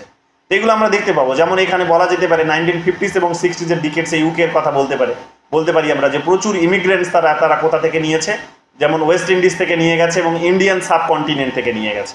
ইন্ডিয়ান সাবকন্টিনেন্ট মানে হচ্ছে এই পাকিস্তান, ইন্ডিয়া, নেপাল, ভুটান, বাংলাদেশ, মালদ্বীপ, আফগানিস্তান, তো এগুলোকে ইন্ডিয়ান সাবকন্টিনেন্ট বলা হচ্ছে। এই রিজিয়ন্সটাকে অর্থাৎ সাউথ এশিয়া যেটাকে বলি সেটাকে ইন্ডিয়ান সাবকন্টিনেন্ট বলা হয়। তো ইন্ডিয়ান সাবকন্টিনেন্ট বুঝতে পারছো যেটা বিশাল বড় অংশটাই ইন্ডিয়ার পার্ট ছিল, মিয়ানমারও ছিল সেই সময়। তো প্রচুর মানুষ তারা কি করেছে, ওয়েস্ট ইন্ডিজ থেকে, এই ইন্ডিয়া থেকে, সাউথ আফ্রিকা থেকে তারা কিন্তু বিভিন্ন সময় তারা 1950 এবং 60-এর দশকে তারা কিন্তু নিয়ে গেছে। এগুলো আমরা দেখতে পাবো যে, বা তারা এখানকার প্রচুর মানুষ সেখানেও গেছে। তার কারণ এই সমস্ত দেশগুলিতে তাদের একটা বড় ধরনের সিভিল লিবারেশন মুভমেন্টও সেই সময় হয়েছিল, একটা অস্থিরতার পরিবেশও সেই সময় হচ্ছে, যে সেই সময় মানুষগুলো পালিয়ে যেতেও এক প্রকার বাধ্য হয়েছে। তো পালিয়ে যাওয়া বলো, তারা নিয়ে যাওয়া বলো, সব মিলিয়ে মিশিয়ে আমরা দেখতে পাবো কি যে ইউকের একটা বড় কিন্তু সেখানে রোল ছিল। ইমিগ্রেশনসের এই ধরনের আরও একটা ঘটনা আমরা পাবো কি ফ্রান্স যেমন আলজেরিয়া থেকে নিয়ে গেছে, মরক্কো থেকে নিয়ে গেছে, তিউনিশিয়া থেকে নিয়ে গেছে, এগুলো আমরা দেখতে পাবো। আলজিয়ার্সের উদাহরণ আমরা পড়েছি, যেমন আমরা ফ্রান্স ফেনন পড়েছি, এখানে আলোচনায় আসবে। ফ্রান্স ফেনন আমরা পড়েছি, সেখানেও আমরা দেখেছি যে আলজিয়ার্সের কথা তিনি সেই সময় বলেছেন, যে ফ্রান্সের যে কলোনি ছিল আলজিয়ার্স, তো সেখানে আমরা দেখতে পেয়েছি যে প্রচুর সংখ্যক মানুষ তারা সেখানে আফ্রিকাতে নিয়ে গেছে, তাদেরকে দাস হিসেবে ব্যবহার করা হতো এবং তাদেরকে তাদের মতো করে ভাষা, তাদের মতো করে তাদের সংস্কৃতি সব কিছু শিখিয়ে নিত, কিন্তু তাদেরকে আলটিমেটলি দাসই রাখতো, কিন্তু তাদেরকে দাসের ঊর্ধ্বে তাদের মর্যাদাকে কখনো স্বীকৃতি দিত না। তো এগুলো আমরা পড়েছি, এগুলো ফ্রান্স ফেনন পড়তে গিয়েও আমরা পড়েছি, আজকের ক্লাসেও এগুলো রিপিট হবে। এখানে এডওয়ার্ড সাইডের নাম আসবে কিছুক্ষণের মধ্যেই, তোমরা দেখবে। তো লিঙ্ক কীভাবে করছি সেগুলো ভালো করে দেখো। তো এগুলো আমরা দেখতে পাবো যে আলজিয়ার্স থেকে, মরক্কো থেকে, তিউনিশিয়া থেকে, ফ্রান্সও কিন্তু প্রচুর ইমিগ্রেশনস নিয়ে গেছে বা প্রচুর ইমিগ্রেশন সেখানে হয়েছে। ওয়েস্ট জার্মানিতে আমরা দেখতে পাবো কি যে পশ্চিম জার্মানি যেটা ছিল, তাদের ইমিগ্রেন্টস যেমন হচ্ছে কি, তারা হচ্ছে গেস্ট ওয়ার্কার্স নিয়ে গেছিলো, গেস্ট ওয়ার্কার যেটাকে বলা হচ্ছে গাস্টার বেইটার তাদের ভাষায়। তো গাস্টার বাইটার বা গেস্ট ওয়ার্কার তারা কিন্তু প্রচুর পরিমাণে নিয়ে গেছে। টার্কি যেমন আমরা দেখতে পাবো, যেমন হচ্ছে টার্কি হচ্ছে কি বলছে, রিক্রুটেড ফ্রম, সরি এটা ওয়েস্ট জার্মানি আমরা দেখতে পাবো টার্কি এবং যুগোস্লাভিয়া থেকে নিয়ে গেছে। হ্যাঁ, তো এটা আমরা দেখতে পাবো। তারপরে এখানে কি বলছে 1970-এর দশকে আমরা দেখতে পাবো কি মেক্সিকো এবং ল্যাটিন আমেরিকার বিভিন্ন যে সমস্ত দেশগুলো আছে, মেক্সিকো মানে আমেরিকার নিচে দেখবে মেক্সিকো আছে, এবং এখনকার দিনেও সেটা একটা বড় সমস্যা। তোমরা যারা গ্লোবাল পলিটিক্স চর্চা করো তারা জানবে যে ডোনাল্ড ট্রাম্প যখন 2016-এ পাওয়ারে এসেছিলেন, তখন তার একটা বড় একটা ম্যানিফেস্টোতে তার একটা বড় প্রমিস ছিল এটাই, যে তিনি মেক্সিকোর বর্ডার বরাবর তিনি কি করবেন, ইউনাইটেড স্টেটসের একটা প্রাচীর তৈরি করবেন, একটা ওয়াল নির্মাণ করবেন, এবং এটার কাজটা আন্ডার কনস্ট্রাকশনে আছে, তোমরা জানো। তো কেন করবেন, তার অন্যতম কারণটা হচ্ছে যে প্রচুর পরিমাণে মানুষ আমেরিকা থেকে, এই মেক্সিকো থেকে, ল্যাটিন আমেরিকার বিভিন্ন দেশগুলি থেকে মেক্সিকো হয়ে তারা কি করছে, মেক্সিকো হয়ে তারা সেখানে আমেরিকাতে প্রবেশ করছে, এবং তারা মেক্সিকোতে প্রবেশ করে কি করছে, মেক্সিকোর নিজেদের যে কালচার আছে সেই কালচারের উপর তারা হাবি হয়ে যাচ্ছে, তাদের নিজেদের ইকোনমি সেখানে কিন্তু তারা ধীরে ধীরে কোলাপস করছে বলা যেতে পারে। তো এই ধরনের প্রবলেমসগুলো সেখানে কিন্তু উঠে আসছে, তাদের নিজেদের দেশের মানুষরা চাকরি হারাচ্ছে। তো এই প্রবলেমসগুলো যেহেতু উঠে আসছে, সেই কারণে দেখবে রাজনীতির এটা একটা প্রধান বিষয় হয়ে দাঁড়িয়েছে যে সেখানে মেক্সিকানদেরকে আটকে দিতে হবে, ল্যাটিন আমেরিকানস যারা মেক্সিকো হয়ে প্রবেশ করছে তাদেরকে আটকে দিতে হবে, এবং এটা করার জন্য ওয়াল নির্মাণ করতে হবে। তো তারা ভয় পেয়েছে, এটা একটা অনুমান করা হচ্ছে 2050 সাল পর্যন্ত, মানে একটা বিভিন্ন রিসার্চে এগুলো বেরিয়ে আসছে। 2050 সাল আস্তে আস্তেই দেখা যাবে কি, যারা ল্যাটিনোস আছে অর্থাৎ ল্যাটিন আমেরিকার দেশগুলি থেকে যারা আসছে, তো তারা কি করবে, ল্যাটিন আমেরিকার দেশগুলি থেকে আমরা দেখতে পাবো কি, ল্যাটিন আমেরিকার দেশগুলো থেকে আমরা দেখতে পাবো যে তারা এখানে এসে এই যে তাদের আমেরিকানসদের যে পপুলেশন, সেই পপুলেশনের 1/3 বা 1/4 বলতে পারো যে তারা কিন্তু হয়ে যাবে, 1/4 তারা সেখানে হয়ে যাবে, অর্থাৎ ইউএসের পপুলেশনের 3/1 তারা সেখানে হয়ে যাবে। এটা একটা বড় অ্যালার্মিং, তাদের আমেরিকানস যারা আছে, তারা সেখানকার নেটিভ আমেরিকান আছেন, তাদের জন্য এটা একটা বড় অ্যালার্মিংয়ের বিষয় যে একটা বিদেশি ভূখণ্ড থেকে মানুষ এসে তাদের উপর কি হবে, লং রানে তাদের উপরে কিন্তু এইরকমভাবে প্রভাব বিস্তার করবে। তো এগুলোর থেকে তারা ভয় পেয়ে তারা কি করছে, এক প্রকার এখন এই কারণে এই ইস্যুসগুলোকে তুলে ধরছে, তাদের নিজেদের ন্যাশনাল পলিটিক্সে এই সমস্ত ইস্যুসগুলো জায়গা পাচ্ছে। কি হচ্ছে এখানে আমরা দেখতে পাবো এখানে আমরা দেখতে পাবো যে তারা আলটিমেটলি এইরকমভাবে কি করছে, তাদের রাজনীতিতে এমন একটা ইস্যুকে মানে মানে এই সমস্ত বিষয়গুলিকে জায়গা করে দিচ্ছে যে তারা বারবার বলতে বাধ্য হচ্ছে যে আমেরিকা ফার্স্ট এগেইন, বা আমেরিকা এগেইন, বা আমেরিকা ফার্স্ট পলিসি তারা নিয়ে আসতে বাধ্য হচ্ছে। তো এগুলো আমরা দেখতে পাবো কি এগুলো হচ্ছে বলে এই ধরনের একটা কিন্তু পলিটিক্সও সেখানে কিন্তু ঘোরাফেরা করছে, এগুলো আমরা কিন্তু এখানে নোটিশ করব যে প্রচুর পরিমাণে মেক্সিকান, ল্যাটিন আমেরিকানস, যাদেরকে ল্যাটিনোস বলা হচ্ছে, তারা কি করছে, আমেরিকাতে প্রবেশ করছে এবং তারা আমেরিকান পপুলেশনসদের উপরে কিন্তু গিয়ে তারা হাবি হয়ে যাচ্ছে। তারা সস্তায় গিয়ে সেখানে কাজ করছে দেখে কি হচ্ছে, আমেরিকানস তারা নিজেদের দেশের যারা আমেরিকানস আছেন তারা সেখানে তারা কিন্তু জব হারিয়ে ফেলছে, তারা জব পাচ্ছে না। যেমন দেখবে পশ্চিমবঙ্গের যেমন একটা অবস্থা হচ্ছে এখানে, এটাই যে প্রচুর পরিমাণে তোমরা দেখবে যে এখানে ছোট ছোট যে সমস্ত কাজগুলো আছে সেই সমস্ত কাজগুলো করার জন্য দেখবে প্রচুর বিহারিরা এখানে আছে। বিশেষ করে বিহারিদের কথা বলতে পারি, বিহার উত্তরপ্রদেশ থেকে প্রচুর মানুষ এখানে এসে তারা কিন্তু ছোট বা যেগুলোকে নিম্নমানের কাজ হিসেবে দেখে, সেই সমস্ত কাজগুলোর সঙ্গে তারা কিন্তু জড়িত। ফলে কি হচ্ছে, এখানকার মানুষ কাজ থেকে বঞ্চিত হচ্ছে, প্রচুর পরিমাণে এখানকার মানুষ তারা অন্য রাজ্যে অন্য দেশে যেতে বাধ্য হচ্ছে, এটা আমরা দেখতে পাচ্ছি। বা বলতে পারো যে এখানে কাজের যেমন একটা অভাব আছে, তেমনি আমরা দেখতে পাবো যে প্যারালালি সেখানে কিন্তু কোয়ালিটি অফ জবেরও অভাব আছে বলে প্রচুর মানুষ এখান থেকে বেরিয়েও যাচ্ছে। তো যাই হোক, মিলেমিশে আমরা দেখতে পাবো কি এই ধরনের আমাদের ইমিগ্রেশনসগুলো কিন্তু হচ্ছে, যে প্রচুর পরিমাণে বাঙালি ইউথরা তারা কিন্তু রাজ্যের বাইরে চলে যাচ্ছে। তো আমেরিকাতেও আমরা দেখতে পাবো কি আমেরিকানদের ওই অবস্থাটা যাতে না হয় সেই কারণে তারা যে কি করছে, নিজেদের রাজনীতিকে সংশোধন করার কথা বলছে, এবং কোথাও গিয়ে ইকোনমির সাথে রাজনীতিকে ব্যালেন্স করার জন্য আমরা দেখতে পাবো কি যে তাদের নিজেদের দেশের যারা লিডার্স আছে ডোনাল্ড ট্রাম্পের মতো, তারা কিন্তু এই ধরনের পপুলার পলিটিক্স, তারা এই ধরনের কিন্তু মাসি পলিটিক্সগুলোও কিন্তু তারা করছে, যে সেখানে কি করছে যে তারা যারা বিভিন্ন দেশ থেকে যারা এসেছে তাদেরকে আটকে দেওয়ার জন্য বিভিন্ন চেষ্টা চালিয়ে যাচ্ছে। যেমন আফ্রিকানসদেরকে, এই মেক্সিকানদেরকে আটকে দেওয়ার জন্য প্রাচীর তৈরি করছে, ঠিক একই রকমভাবে ইন্ডিয়ানসদেরকে, চাইনিজদেরকে আটকে দেওয়ার জন্য যেমন হচ্ছে তারা ভিসা নীতি তারা নিয়ে আসছে, ভিসা নীতি তারা সেখানে আরও কঠোর করছে। আবার দেখবে মুসলিমদেরকে আটকানোর জন্য মানে বিভিন্ন প্যারামিটার্সের সাথে তারা করছে। মুসলিমদেরকে আটকানোর জন্য দেখবে মুসলিমদেরকে সেখানে টেরোরিস্ট হেন তেন প্রচুর খারাপ খারাপ কথা বলে, তাদের বিরুদ্ধে বিদ্বেষমূলক কথা বলে তাদেরকে কি করা হচ্ছে, তাদেরকে এক প্রকার সমাজের চোখে এমন বিষিয়ে দেওয়া হচ্ছে, এমন রকমভাবে তাদেরকে শত্রু বানিয়ে দেওয়া হচ্ছে যাতে তারা পলিটিক্যালি প্রবেশ করতে পারলেও যাতে সামাজিকভাবে এখানে টিকে থাকতে না পারে, এখানকার সিভিল সোসাইটি যাতে তাদেরকে টিকতে না দেয়। তো ফলে তারা পালিয়ে আসতে বাধ্য হচ্ছে।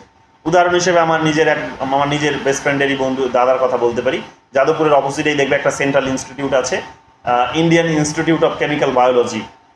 ক্যান্সারের ট্রিটমেন্ট করে, সে ক্যান্সারের ওষুধ তৈরি করে, পশ্চিমবঙ্গ সরকারের হয়ে প্রচুর ক্যান্সারের কাজ করছে। তো সে ওখানে পোস্টডক পেয়ে সেখানে চলে গেছিল, তো সেখানে দীর্ঘদিন থেকেছে, কিন্তু সেখানে দীর্ঘদিন থাকতে পারলো না। সমস্ত কিছু যা সেখানে সে তৈরি করেছিল ছেড়ে ছুড়ে দিয়ে চলে আসতে বাধ্য হচ্ছে। কেন? তার কারণ ওখানে পলিটিক্যাল এক্সট্রিমিজমটা প্রচণ্ড পরিমাণে বাড়ছে, পলিটিক্যাল ভায়োলেন্স সেখানে বাড়ছে, সেখানে ব্লাডি ভায়োলেন্স বাড়ছে, ওখানে মুসলিমদেরকে সেখানে গুলি করে দেওয়া হচ্ছে, সেখানে হিন্দুদেরকে গুলি করা হচ্ছে, সেখানে সেগুলো হয়তো খবরের কাগজেও এতটা আসে না। তো এই ভয়ে তারা পালিয়ে আসতে বাধ্য হচ্ছে। তো এইরকমভাবে আমরা দেখতে পাবো এই ধরনের পলিটিক্সগুলো কিন্তু ওয়ার্ল্ড ওয়াইড কিন্তু এখন কিন্তু একটা বড় জায়গাও করেও নিচ্ছে।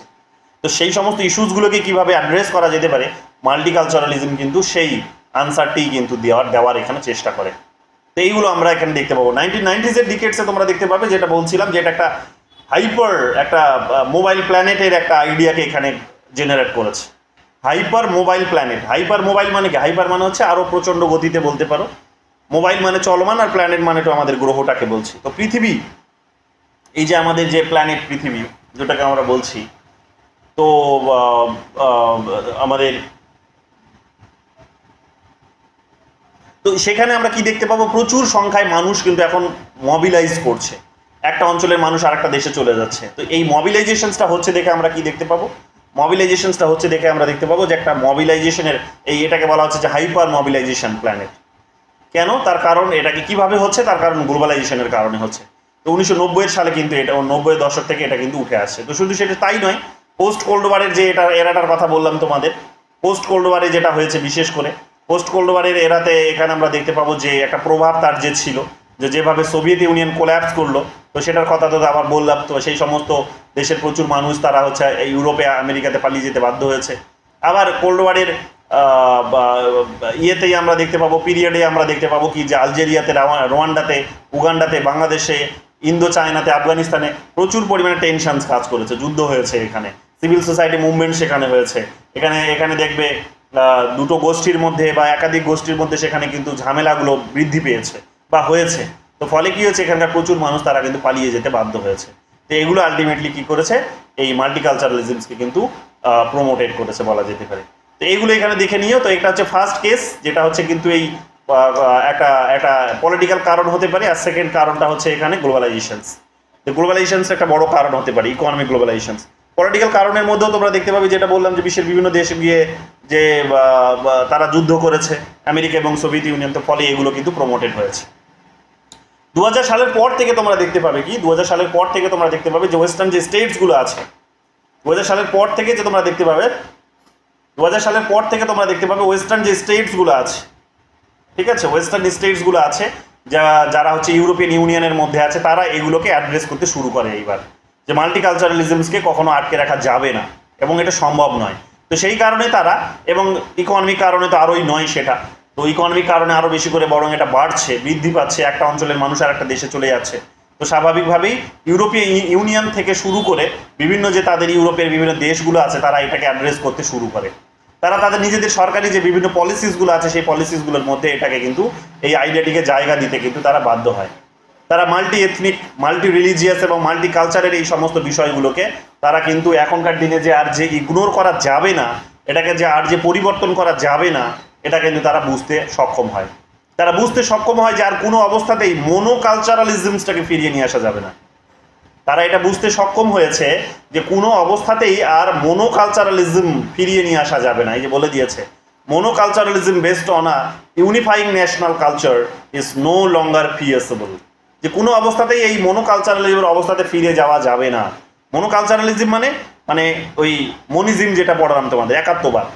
তো এইরকম কালচারালিজমের ক্ষেত্রে যে একটাই কালচার, সেই একটাই কালচারের কনসেপ্টে ফিরে যাওয়া যাবে না, এটা তারা রিয়েলাইজ করেছে। অর্থাৎ লিবারাল থিঙ্কার্সরা, যেটা ওই যে আমরা টি.এইচ. মার্শাল পড়লাম, যেখানে তিনি মেল্টিং পট পড়বো আমরা এই ক্লাসেই পাবে, এখানে আর কি হিন্ট দিয়ে দিচ্ছি তোমাদের, যে যেখানে লিবারাল থিঙ্কার্সরা শুরুর দিকে 1950s দিকে সিটিজেনশিপের কনসেপ্ট যখন তারা নিয়ে আসছেন, তখন তারা কি বলেছিলেন, রাইটস বেস বলেছিলেন, যে সেখানে বিভিন্ন কালচারে সে বিলং করুক, বিভিন্ন গ্রুপে বিলং করুক, বিভিন্ন কমিউনিটিতে বিলং করুক না কেন, তাতে কিচ্ছু যায় আসে না।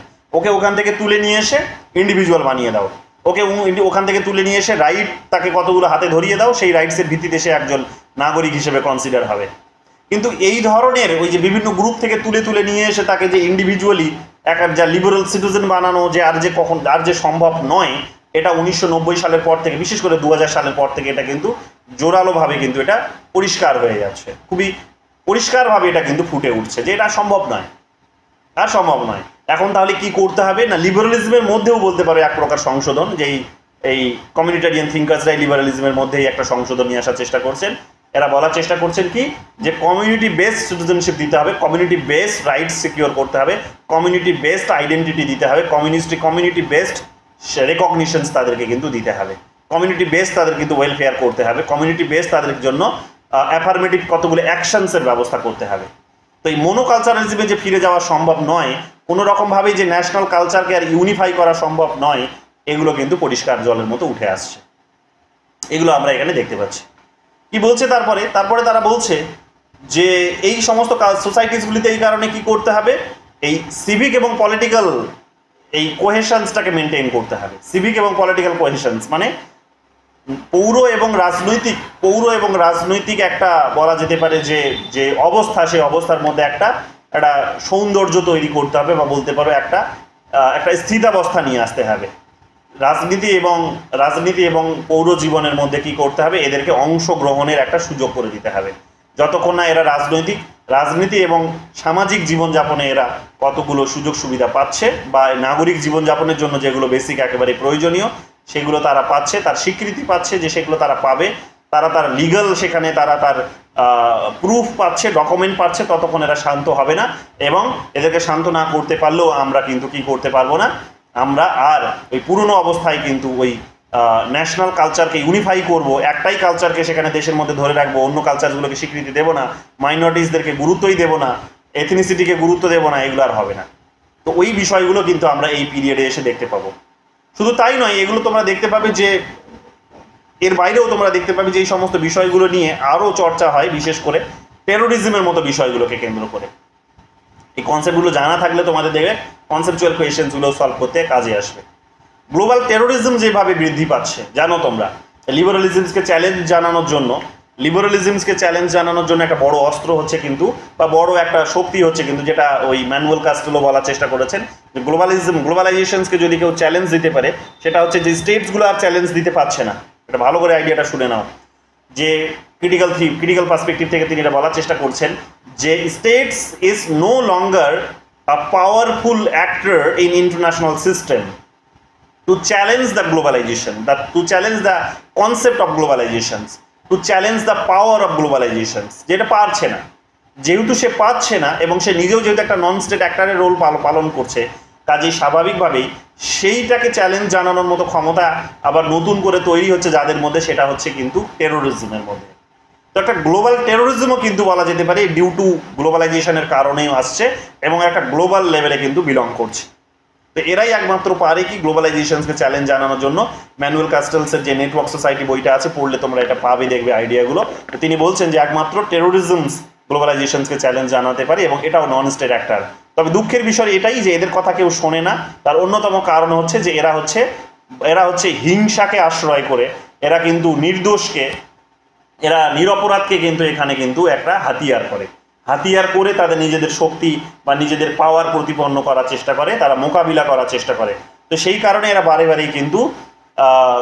বারে কিন্তু এরা বিভিন্ন ধরনের এই ওয়ার অন টেররের মতো বিষয়গুলোর মুখে পড়ছে এবং যেটাতে আবার দেখবো স্টেটসগুলোই এসে তাদেরকে আবার সমর্থন করছে।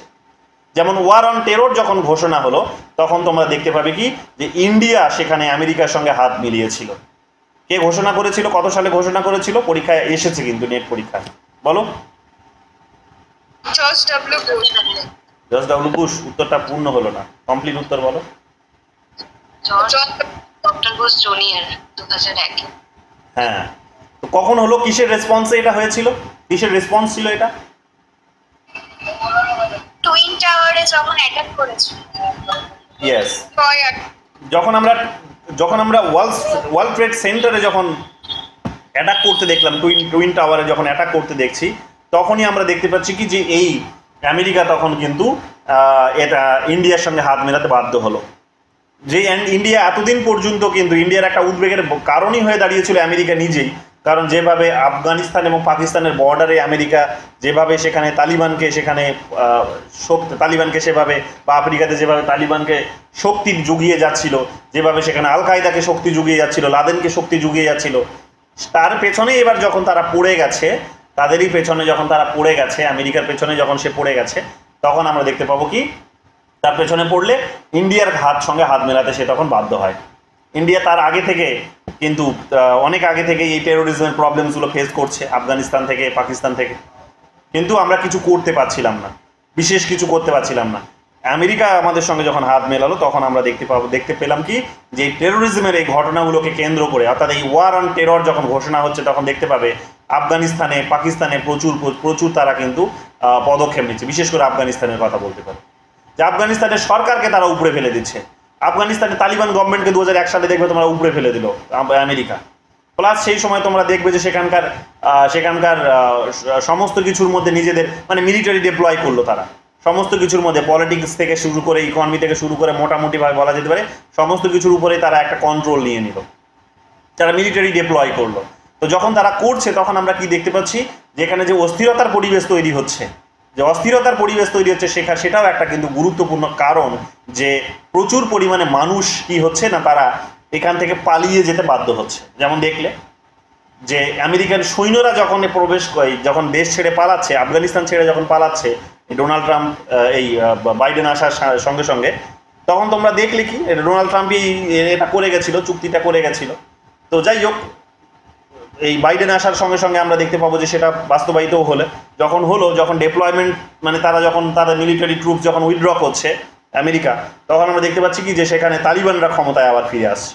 তালিবানরা যখন ক্ষমতায় ফিরে আসছে তখনই আমরা কি দেখতে পাবো, আমরা দেখতে পাচ্ছি যে সেখানকার প্রচুর মানুষ তারা কি করছে না, তারা দেশ ছেড়ে পালিয়ে যেতে বাধ্য হচ্ছে।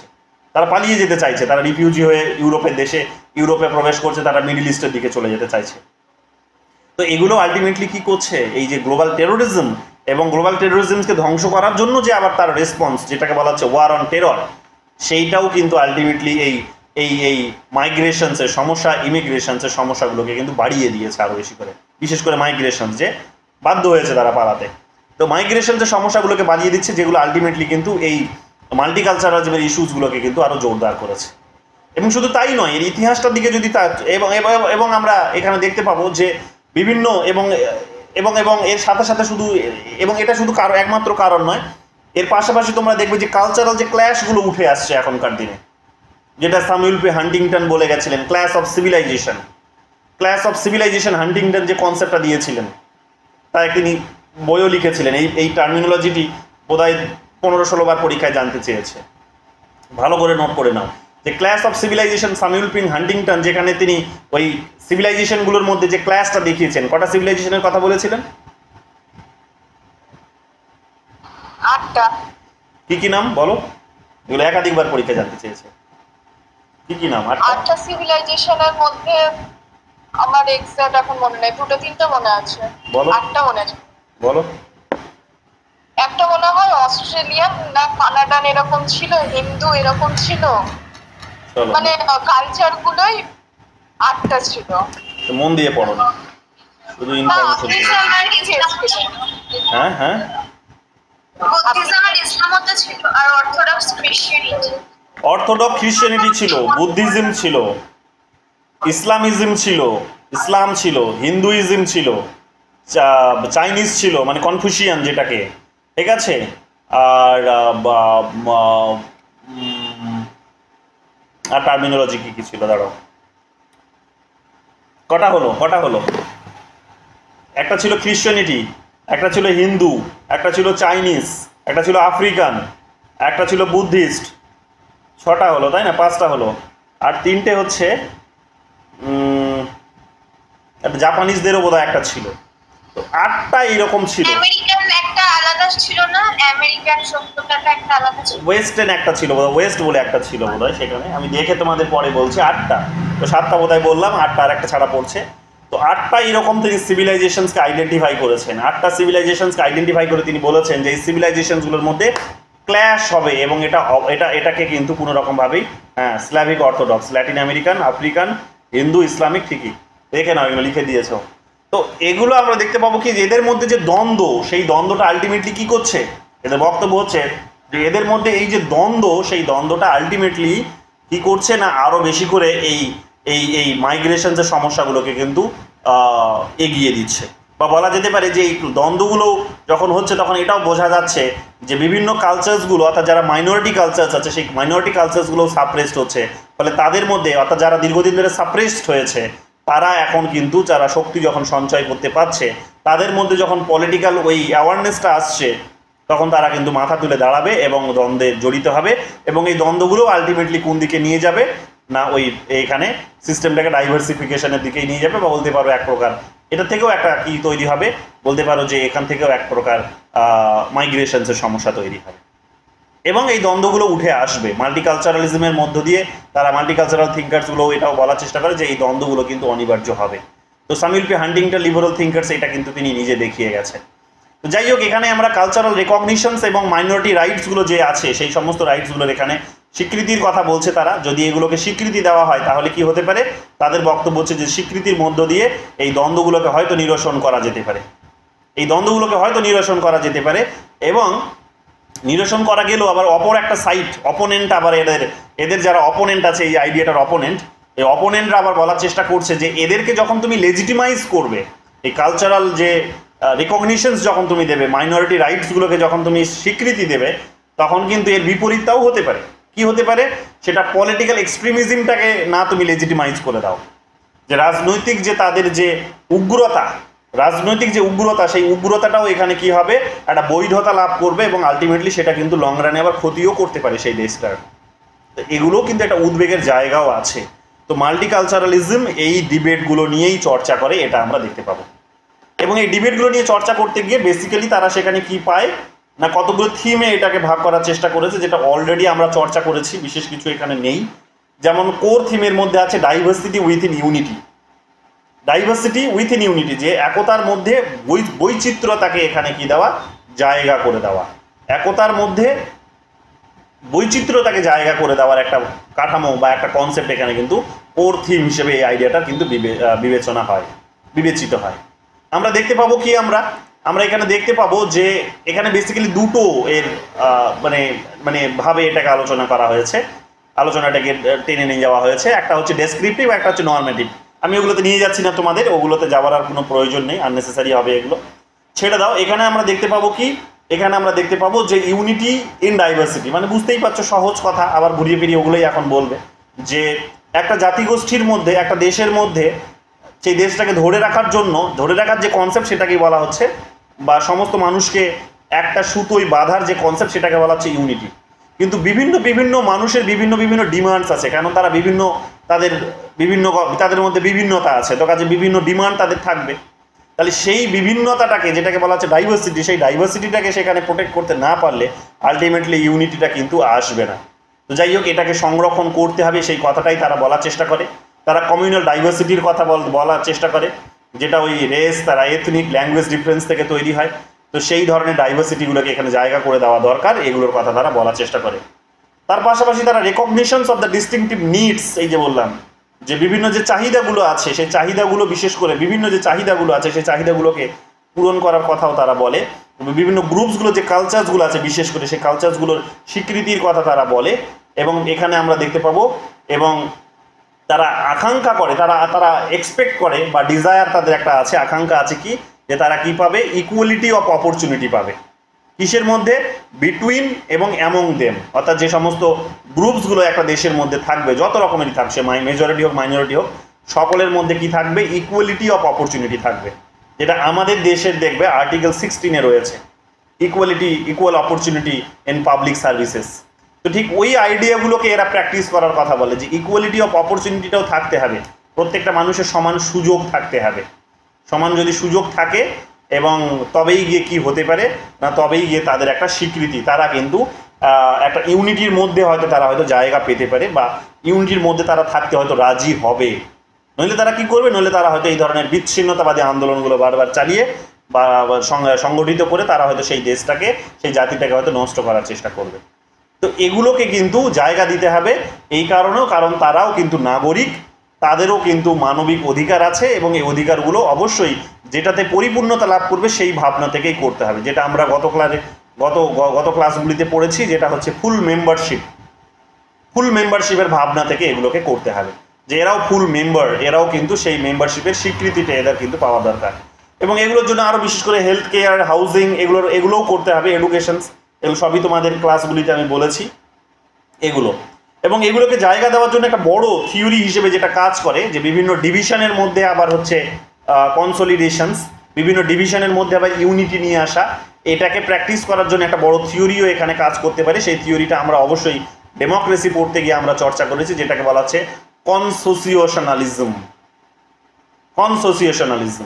তো এই ধরনের একটা আইডিয়াকেও সেখানে জায়গা দেওয়া যেতে পারে। কি এর বক্তব্যটা, কনসোসিয়েশনালিজমের বক্তব্যটা হচ্ছে, এখানে দেখো বলছে যে typically used in deeply divided societies, যে একটা সোসাইটি যেখানে সমাজটা বিভক্ত হয়ে আছে বিভিন্ন জাতিতে, গোষ্ঠীতে, তো সেখানে কি করা যেতে পারে, এই আইডিয়াটিকে কাজে লাগানো যেতে পারে। এই আইডিয়াটি কিসের কথা বলে, এই আইডিয়াটি এখানে বলা হয় যে বিভিন্ন যে, এই যে বলছে যে close associations among a number of parties or political formations, যে বিভিন্ন তাদের যে পার্টিগুলো থাকবে বা গ্রুপগুলো থাকবে, তাদের মধ্যে একটা ক্লোজ অ্যাসোসিয়েশন তৈরি করা যেতে পারে, একটা জোট তৈরি করা যেতে পারে। এই জোট তৈরি করে কি করা যেতে পারে, একটা সরকার পরিচালনা করা যেতে পারে, একটা আদর্শ এখানে এস্টাবলিশ করার মধ্য দিয়ে কি করা যেতে পারে না, এই যে ইউনিটি, ডাইভার্সিটি উইথিন ইউনিটির এই যে বেসিক কনসেপ্ট, এটাকে প্র্যাকটিস করা যেতে পারে। তো এগুলো কিন্তু তারা বলার চেষ্টা করে, এবং অলরেডি এই সমস্ত কনসেপ্টগুলো আমরা বিভিন্ন দেশে প্র্যাকটিস হতে দেখব। যেমন এখানে বলা হচ্ছে নর্থার্ন আয়ারল্যান্ডে এই ধরনের কনসেপ্ট আছে, পাওয়ার শেয়ারিংয়ের কনসেপ্ট আছে সেখানে, ঠিক আছে। মাল্টি লেভেল গভর্নমেন্টের কনসেপ্ট যেমন আছে পোস্ট কনফ্লিক্ট বসনি এবং হার্জিগোভিনাতে আছে। তো এই সমস্ত দেশগুলিতে অলরেডি তোমরা দেখতে পাবে এগুলো রয়েছে। এর পাশাপাশি তোমরা দেখতে পাবে সুইজারল্যান্ড, বেলজিয়াম, নেদারল্যান্ডসেও কিন্তু এই সমস্ত আইডিয়াগুলো একটা রাজনৈতিক একটা চর্চার জায়গা কিন্তু দখল করে নিয়েছে এবং একটা পলিটিক্যাল প্র্যাকটিসের উঠে এসেছে, মানে একটা আকার নিয়ে নিয়েছে যে হ্যাঁ এই ধরনের কনসোসিয়েশনালিজমের একটা জায়গা থেকে বিভিন্ন গ্রুপসগুলোর যে অধিকার সেই অধিকারগুলোকে স্বীকৃতি দেওয়া যেতে পারে। তো এইরকমভাবে বহুত্ববাদকে এইরকমভাবে আমরা দেখতে পাবো কি মাল্টিকালচারসকে কিন্তু জায়গা করে দেওয়া হয়েছে। এগুলো তোমরা এখানে দেখতে পাবে। তো এগুলোই এখানে বেসিক আইডিয়া, এগুলোই ভালো করে পড়বে। তো স্বাভাবিকভাবে এখানে দেখো আরও কতগুলো বিষয় আছে এখানে, যেমন পলিটিক্স অফ রেকগনিশনস গত ক্লাসেও চর্চা করেছি, কালচার অ্যান্ড আইডেন্টিটির কথা আমরা আলোচনা করেছি, মাইনরিটি রাইটস নিয়ে আমরাও চর্চা করেছি, বেসিক কতগুলো কথা বলেছি, ডাইভার্সিটিরও আমরা কিন্তু কথা বলেছি। তো এগুলো আমরা পড়েছি মোটামুটিভাবে। এখানে বেসিক ইনফরমেশনের জায়গাগুলো একটু শুধু দেখে নাও। কি বলছে পলিটিক্স অফ রেকগনিশনস, অর্থাৎ স্বীকৃতির রাজনীতি তাহলে কি হবে এই এথনিক গ্রুপসগুলোর জন্য, এই কালচারাল গ্রুপসগুলোর জন্য, মাইনরিটিসগুলোর জন্য এক প্রকার কিন্তু বাস্তব সত্য হয়ে দাঁড়াবে। তাহলে যারা ডিসঅ্যাডভান্টেজ যে সমস্ত মাইনরিটি গ্রুপসগুলো আছে, যারা ওই মেজরিটির কারণে মাইনরিটিসরা এখানে সাপ্রেসড হয়েছে দীর্ঘদিন ধরে, তাদেরকে এখানে কি করা যেতে পারে, তাদের স্বীকৃতি দেওয়া যেতে পারে বা দিতে হবে, এই সমস্ত কনসেপ্টগুলো কিন্তু এটার বেসিক আর্গুমেন্ট। এবং পলিটিক্স অফ রাইটস, যে তাদের যে বিভিন্ন অধিকারগুলো সেই অধিকারগুলোকেও কিন্তু স্বীকৃতি দিতে হবে। এবং বিভিন্ন এই সমস্ত রাইটসগুলোর মধ্যে যেমন হচ্ছে লিবারালিজমের যে আর্গুমেন্ট ছিল সেগুলোর আইডিয়াগুলো এখানে উঠে আসে, আবার রিপাবলিকানদের যে আইডিয়া ছিল সেগুলো, বিশেষ কোনো পার্থক্য পাবে না। বেসিক্যালি এরা বলার চেষ্টা করে যে যারা ডিসঅ্যাডভান্টেজ, যারা বিভিন্ন সুযোগ সুবিধা থেকে বঞ্চিত হয়েছে, তাদেরকে বিভিন্ন সুযোগ সুবিধা দেওয়ার চেষ্টা করা হোক। তো বিশেষ করে এই আলোচনাগুলো উঠে আসে যারা ফেমিনিস্ট ডিসকোর্স চর্চা করে তাদের মধ্যেও, যেমন এরা আমরা একটা ফেমিনিস্ট ডিসকোর্স আমরা চর্চা করলাম, থিওরি চর্চা করলাম। তো সেখানেও আমরা এটা দেখেছি যে কিভাবে মহিলাদেরকে এখানে সেকেন্ড জেনারেশন বা সেকেন্ড সিটিজেন হিসেবে কনসিডার করা হচ্ছে। কেন? তার কারণ বিভিন্ন সিভিল রাইটস, বিভিন্ন পলিটিক্যাল রাইটস, বিভিন্ন সোশ্যাল রাইটস থেকে তারা কিন্তু বঞ্চিত হয়েছে।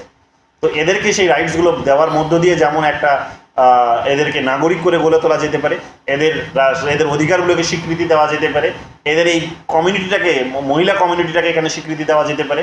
প্যারালালি আরও যে সমস্ত গ্রুপসগুলো আছে, কমিউনিটিগুলো আছে, তাদেরকেও কিন্তু একই রকমভাবে কতগুলো অধিকার দিয়ে তাদের ইমানসিপেশনস করা যেতে পারে, তাদের কিন্তু তাদের সমাজের মূল স্রোতে ফিরিয়ে নিয়ে আসা যেতে পারে। তো এই সমস্ত কনসেপ্টগুলোই আমরা কিন্তু এখানে দেখতে পাবো। এগুলোই তোমরা আলোচনায় ঘুরিয়ে ফিরিয়ে দেখবে, এগুলো দেখে নিও, এতটা গুরুত্বপূর্ণ নয় এগুলোই তোমাদের বারবার জানতে চাইবে। পলিটিক্স অফ রিডিস্ট্রিবিউশনেরও কনসেপ্ট এর সাথে জড়িত। কি পলিটিক্স অফ রিডিস্ট্রিবিউশনের কনসেপ্ট? রিডিস্ট্রিবিউশনের কনসেপ্ট হচ্ছে যে ডিস্ট্রিবিউট হচ্ছে না সেটাকে, যেটা হচ্ছে না সেটাকে রিডিস্ট্রিবিউট করো, বা বলতে পারো যে যারা পাচ্ছে না, ডিসঅ্যাডভান্টেজ যারা আছে, যারা পুওর আছে, আনএমপ্লয়েড আছে, যাদের কাছে মাথার উপর যাদের ছাদ নেই, বাড়ি নেই, শিক্ষা নেই, স্বাস্থ্য নেই, তাদেরকে কি করতে হবে, তাদের জন্য ডিস্ট্রিবিউশনসটা প্রপারলি করতে হবে। তো মাল্টিকালচারালিজমের আইডিয়াতে এটাও কিন্তু উঠে আসে এবং এরা বলার চেষ্টা করে যে এই ইউনিভার্সাল সিটিজেনশিপের আইডিয়াটাই শুধু এনাফ নয়, যে তোমাকে আমি নাগরিকত্ব দিয়ে দিলাম, রাজনৈতিক ভোটাধিকার তুমি পেয়ে গেলে, এটা এনাফ নয়। এর পাশাপাশি এরা এগুলো বলার চেষ্টা করে যে এগুলোও দিতে হবে কি সোশ্যালি যে সোশ্যাল ডিসঅ্যাডভান্টেজ যেগুলো আছে, যেটার উপর বিশেষভাবে জোর দিয়েছিলেন টি.এইচ. মার্শাল। আমরা দেখলাম টি.এইচ. মার্শাল বিশেষভাবে জোর দিয়েছে যে এই সিভিল এবং পলিটিক্যাল রাইটসের বাইরে গিয়ে, ঊর্ধ্বে গিয়ে সোশ্যাল রাইটসগুলোর উপর যেমন তিনি অত্যধিক বেশি জোর দিয়েছেন, তো সেইগুলোর উপর জোর দিতে হবে, তবেই গিয়ে কি হতে পারে, তবেই গিয়ে তারা নাগরিক হিসেবে উঠে আসতে পারে। তো এরা মাল্টিকালচারালিস্টরা এখানে পলিটিক্স অফ রিডিস্ট্রিবিউশনের একটা আলাদাভাবে কথা বলার মধ্যে দিয়ে তারা বলার চেষ্টা করে এইরকমভাবে এই সমস্ত বিষয়গুলোর রিডিস্ট্রিবিউশন করার মধ্যে দিয়ে তাদেরকে নাগরিকত্ব প্রদান করা যেতে পারে, তাদেরকে তাদের নিজেদের অধিকারগুলো পাইয়ে দেওয়া যেতে পারে। এবং এইরকমভাবে সমাজে কি নিয়ে আসা যেতে পারে, সোশ্যাল জাস্টিস, সামাজিক ন্যায় কিন্তু এইরকমভাবে এস্টাবলিশ করা যেতে পারে। এই সমস্ত বিষয়গুলোর উপরেই তারা কিন্তু ফোকাস করার চেষ্টা করে। তো এগুলোই এখানে তোমরা পাবে, মাল্টিকালচারালিজমের যে এই যে আইডিয়াটা, এই আইডিয়াটা তোমরা দেখবে যে এগুলোই ঘুরিয়ে ফিরিয়ে বলছে এখানে, আর বিশেষ কিছু পাবে না। এই পলিটিক্স অফ রেকগনিশন, স্বীকৃতির কথা বলছে ওগুলোই। তো এগুলোই তোমরা এখানে ঘুরিয়ে ফিরিয়ে পাবে, বিশেষ কিছু পাবে না এখানে। ওই কোলাপসের কথা এগুলো অলরেডি তোমাদের বলে দিয়েছি, এগুলোও বলে গেলাম। এডওয়ার্ড সাইথের কথা এখানে বিশেষভাবে ভালো করে নোট করো, পরীক্ষায় একাধিকবার তার বইটির নাম জানতে চেয়েছে। সেটা হচ্ছে এডওয়ার্ড সাইথের বইটার নাম হচ্ছে ওরিয়েন্টালিজম। 1978-এ তিনি বইটা লিখেছিলেন। 1978-এ বইটা লিখেছিলেন ওরিয়েন্টালিজম। এর বাংলা নাম হচ্ছে প্রাচ্যবাদ। প্রাচ্যাত্য যেটাকে আমরা বলি সেটা হচ্ছে ওয়েস্টটাকে আমরা প্রাচ্যাত্য বলি, আর ওরিয়েন্ট যেটাকে বলি সেটার হচ্ছে তার বাংলাটা হচ্ছে প্রাচ্য, মানে হচ্ছে আমরা ওই ইউরোপ আর আমেরিকা বাদে যে সমস্ত অঞ্চলগুলো রয়েছে তাদেরকে প্রাচ্য হিসেবে কনসিডার করা হচ্ছে, অর্থাৎ আফ্রিকা এবং এশিয়া মহাদেশটাকে এখানে প্রাচ্য হিসেবে কনসিডার করা হচ্ছে। যারা বিভিন্ন সময় কি হয়েছে না, এই এই এই ইউরোপের এবং আমেরিকার বিভিন্ন যে কলোনাইজার্সরা আছে, অর্থাৎ ইউরোপের যেমন তোমরা ব্রিটেন পাবে, ইউরোপের যেমন ফ্রান্স পাবে, ইউরোপের যেমন তোমরা হচ্ছে তোমরা নেদারল্যান্ড পাবে, ইউরোপের যেমন তোমরা হচ্ছে পর্তুগাল পাবে। তো এই সমস্ত দেশগুলোর যারা হচ্ছে শোষণের শিকার হয়েছে, অর্থাৎ এরা একটা সময় বিশ্বের বিভিন্ন দেশগুলিতে গিয়ে কি করেছে না, সাম্রাজ্য স্টাবলিশ করেছে, এম্পেরিয়ালিস্ট পলিসি বা কলোনি স্টাবলিশ করেছে। তো এই কলোনি স্টাবলিশ করার মধ্য দিয়ে আমরা কি দেখতে পাবো, যে স্টাবলিশ করার মধ্য দিয়ে তারা তাদের নিজেদের এই শোষণগুলো, বঞ্চনাগুলো চালিয়েছে। তাদের মতো করে তারা কি করেছে, এই সমস্ত দেশগুলোতে এসে নিজেদের কালচারগুলোকে এগুলো এখানে চাপিয়ে দেওয়ার চেষ্টা করেছে। তোমাদেরকে আমি ফ্রান্স ফ্যানন পড়িয়েছিলাম যখন, তখন বলেছিলাম যে বিভিন্ন সময় তারা কি করেছে, বিভিন্ন সময় আমরা দেখতে পাবো তারা তাদের নিজেদের কালচারটাকে এখানে বিভিন্ন রকম উপায় অবলম্বন করে তারা চাপিয়ে দিয়েছে। তারা মডার্নাইজেশনের নামে চাপিয়ে দিয়েছে, তারা কোয়ালিটির নামে চাপিয়ে দিয়েছে, তারা উন্নত জাতির নামে, উন্নত তাদের ভাবনার নামে তারা চাপিয়ে দিয়েছে। চাপিয়ে দিয়ে তারা কি করেছে, এখানকার যে ভাবনা সেটাকে নষ্ট করেছে। এখানকার সিস্টেমের মধ্যে তারা ইউরোসেন্ট্রিজমটাকে পুশ করেছে, অর্থাৎ ইউরোপ কেন্দ্রিক একটা যে তাদের যে আদর্শ, ইউরোপ কেন্দ্রিক যে ডিসিপ্লিন, সেই ডিসিপ্লিনটাকে এখানে তারা পুশ করেছে। তো এইরকম ভাবে আমরা দেখতে পাবো কি, যে ব্ল্যাকদেরকে এখানে তারা শিখিয়েছে যে তুমি ব্ল্যাক, তাই তুমি উন্নত জাতি নও, তুমি তাই ব্ল্যাক যেহেতু তাই তুমি এখানে, বা তুমি বাদামি কালারের, তাই তুমি এখানে কি, তুমি নিচু জাতি, তুমি ইনফেরিয়ার, তোমাকে ওই নিচু মানের কাজগুলোই করতে হবে, তুমি শিক্ষা, তুমি স্বাস্থ্য, তুমি বিভিন্ন ধরনের সুযোগ সুবিধাগুলো থেকে বঞ্চিতই হবে। এই সমস্ত কনসেপ্টগুলো তাদেরকে কিন্তু এসে তাদের মধ্যে পুশ করা হয়েছে। ফ্রান্স ফানন পড়াতে গিয়ে এগুলো তোমাদের আমি বলেছিলাম, মনে করে দেখো। তো যাই হোক, এগুলো আমরা দেখতে পাবো কি, যে প্রথম এই যে আলোচনাটা, ডিসকোর্সটা, যে মাল্টিকালচারালিজমের আলোচনায় কিন্তু ইনিও কিন্তু লিঙ্কড, যেভাবে দীর্ঘ ইতিহাসে আমরা দেখেছি যে এদেরকে শোষণ করা হয়েছে, বঞ্চনা এদেরকে করা হয়েছে। তো স্বাভাবিকভাবে আমরা দেখতে পাবো যে সেই ডিসকোর্সগুলো, প্রথম ওরিয়েন্টালিজমস বইটা যখন প্রকাশিত হচ্ছে 1978-এ এডওয়ার্ড সাইদের, তখন থেকে এই পোস্ট কলোনি যেগুলো আছে, অর্থাৎ যেগুলো একটা সময় কলোনি ছিল, এখন তারা হয়তো স্বাধীন দেশ, কিন্তু তাদের আজকে এই পিছিয়ে পড়ার কারণ যে এক প্রকার যে তাদের যে ঐতিহাসিক অবস্থা, এবং তারা সেখান থেকে যে এখনো বেরিয়ে আসতে পারছে না, সেই সমস্ত বিষয়গুলোকে এখানে কিন্তু এই এডওয়ার্ড সাইড এখানে তুলে ধরার চেষ্টা করেছেন, এবং এখানে বিশেষ করে ইউরোসেন্ট্রিজমটাকে তিনি ক্রিটিসাইজ করেছেন, এবং যেটা মাল্টিকালচারালিজমের আলোচনারও একটা পার্ট হয়ে দাঁড়ায়। তো এইরকমভাবে আমরা দেখতে পাবো যে পোস্ট কলোনিয়াল যারা থিঙ্কার্স আছেন তারাও কিন্তু মাল্টিকালচারালিজমের সাথে জড়িত, এবং এইরকমভাবে তারা কি করার চেষ্টা করে, নিজেদের কালচারটিকে স্বীকৃতি পাইয়ে দেওয়ার জন্য, বা নিজেদের কালচারকে ইকুয়াল অপরচুনিটিজের অবস্থাতে নিয়ে আসার জন্য, বা স্টেটাসে নিয়ে আসার জন্য তারা যেটার উপর ফোকাস করে, সেটা হচ্ছে যে সবার আগে ওদের ডমিনেশনসগুলো, যেগুলো হিস্টোরিক্যালি তারা এখানে এসে রোপণ করে গেছে, সেটাকে আগে এখানে উপড়ে ফেলতে হবে। অর্থাৎ ইউরোসেন্ট্রিসিজমের যে আইডিয়া, অর্থাৎ ইউরোপ কেন্দ্রিকতার যে আইডিয়া, সেই আইডিয়াটিকে আগে এখানে কি করতে হবে, উপড়ে ফেলতে হবে। যেমন আমি আমার রিসার্চের মধ্যে তোমাদেরকে দেখিয়েছি যে আমার যে রিসার্চ পেপারটি পাবলিশ হয়েছিল, সেখানে একাধিকবার বলেছি তোমাদের ক্লাসে, এটা আবার বলছি আজকে, যে সেখানে আমি যেমন দেখিয়েছি যে পোস্ট কলোনিয়াল পিরিয়ডে এসেও কিন্তু আমরা এখনও আমাদের এই কলোনিয়াল হ্যাংওভারটাকে কাটিয়ে উঠতে পারিনি, বরং এটা আরও অনেক বেশি বৃদ্ধি পাচ্ছে, কমছে তো না, বরং বৃদ্ধি পাচ্ছে। এবং কিভাবে বৃদ্ধি পাচ্ছে তার আমি কতগুলো স্ট্যাটিস্টিক্স দিয়ে সেখানে কিন্তু আমি দেখিয়ে দিয়েছি। মোবাইল ফোনের ব্যবহার, মোবাইল ফোনে যে অ্যাপ্লিকেশনসগুলো ব্যবহার হয় তার ব্যবহার, এই সমস্ত বিষয়গুলোকে আমি ওই সমস্ত বিষয়গুলোর পর্যাপ্ত পরিমাণে স্ট্যাটিস্টিক্স দিয়ে একেবারে দেখবে বিভিন্ন গ্রাফ তৈরি করে আমি দেখিয়েছি। সেগুলো বিভিন্ন দেখবে পাই চার্ট, বার চার্ট হিসেবে সেখানে বিভিন্ন রকম চার্টে আমি সেগুলোকে প্রেজেন্ট করেছি, অর্থাৎ প্রেজেন্টেশনস দিয়ে প্রপার সেখানে আমি সেগুলোকে এক্সপ্লেন করে দেখিয়েছি যে আমাদের এই পোস্ট কলোনিয়াল পিরিয়ডে এসেও আমাদের কলোনিয়াল হ্যাংওভারগুলো কাটছে না, এবং এগুলো কমছে তো না, বরং দিনে দিনে বৃদ্ধি পাচ্ছে। এবং আমি দেখিয়েছিলাম যেটা, এবং যে কারণে আমি বেস্ট পেপার প্রেজেন্টেশন অ্যাওয়ার্ডও পেয়েছিলাম ইন্টারন্যাশনাল কনফারেন্সে, তো সেটা হচ্ছে এই আইডিয়াটাই ছিল যে সেলফি কালচারের মধ্য দিয়ে সেটা রিফ্লেক্টেড হচ্ছে। তোমরা হয়তো সেলফি নিচ্ছ রোজ, তোমরা জানতে পারছো না যে তার মধ্য দিয়ে কী হচ্ছে, বাট একটু গভীরভাবে তলিয়ে দেখলে তোমরা দেখবে যে এটার মধ্য দিয়ে আমাদের উপর আধিপত্য কিন্তু বিশ্বের বিভিন্ন দেশগুলোর আরও বেশি করে বাড়ছে। অর্থাৎ একটা সময় তোমরা দেখবে যে শুধু ইউরোপের আধিপত্য ছিল, ইউকের আধিপত্য ছিল, এখন দেখবে সেখানে এই ইউকের সাথে এখন বিশ্বের আরও বিভিন্ন দেশগুলো, বিশেষ করে চায়না, বিশেষ করে আমেরিকা, কোরিয়া, সাউথ কোরিয়া, এই জাপান, এই সমস্ত দেশগুলোর আধিপত্যগুলো আরও বেশি করে বাড়ছে, কমছে না। তো আমাদের পোস্ট কলোনিয়াল পিরিয়ডে এসেও আমরা দেখতে পাবো কি, যে আমাদের নিজেদের কালচারগুলো স্বীকৃতি পাচ্ছে না, বরং কি হচ্ছে না, আরও বেশি করে আমরা ডমিনেটেড হচ্ছি, আরও বেশি করে আমরা কিন্তু অপ্রেসড হচ্ছি। এই সমস্ত বিষয়গুলো কিন্তু পোস্ট কালচারালিজমের, এই মাল্টিকালচারালিজমের সাথেও কিন্তু জড়িত। এগুলো একটু ভালো করে মনে রাখি। আজকের ক্লাসে এতটুকুই থাকবে, লম্বা আর করছি না। এর সেকেন্ড এর মানে এর পরেরগুলো আমার পড়া হয়নি, সময় করে উঠতে পারিনি দেখে। তো আগামীকালকের ক্লাসে আমি চেষ্টা করব পুরোটাই পড়িয়ে দেওয়ার, যদি সম্ভব হয় পুরোটাই পড়িয়ে দেওয়ার চেষ্টা করব। পরের ক্লাসে আমরা পিওয়াইকিউস যেগুলো আছে মাল্টিকালচারালিজম থেকে প্রচুর আছে, সেগুলো সলভ করার সুযোগ তোমরা অবশ্যই পাবে। বলো, কি জিজ্ঞেস করছো?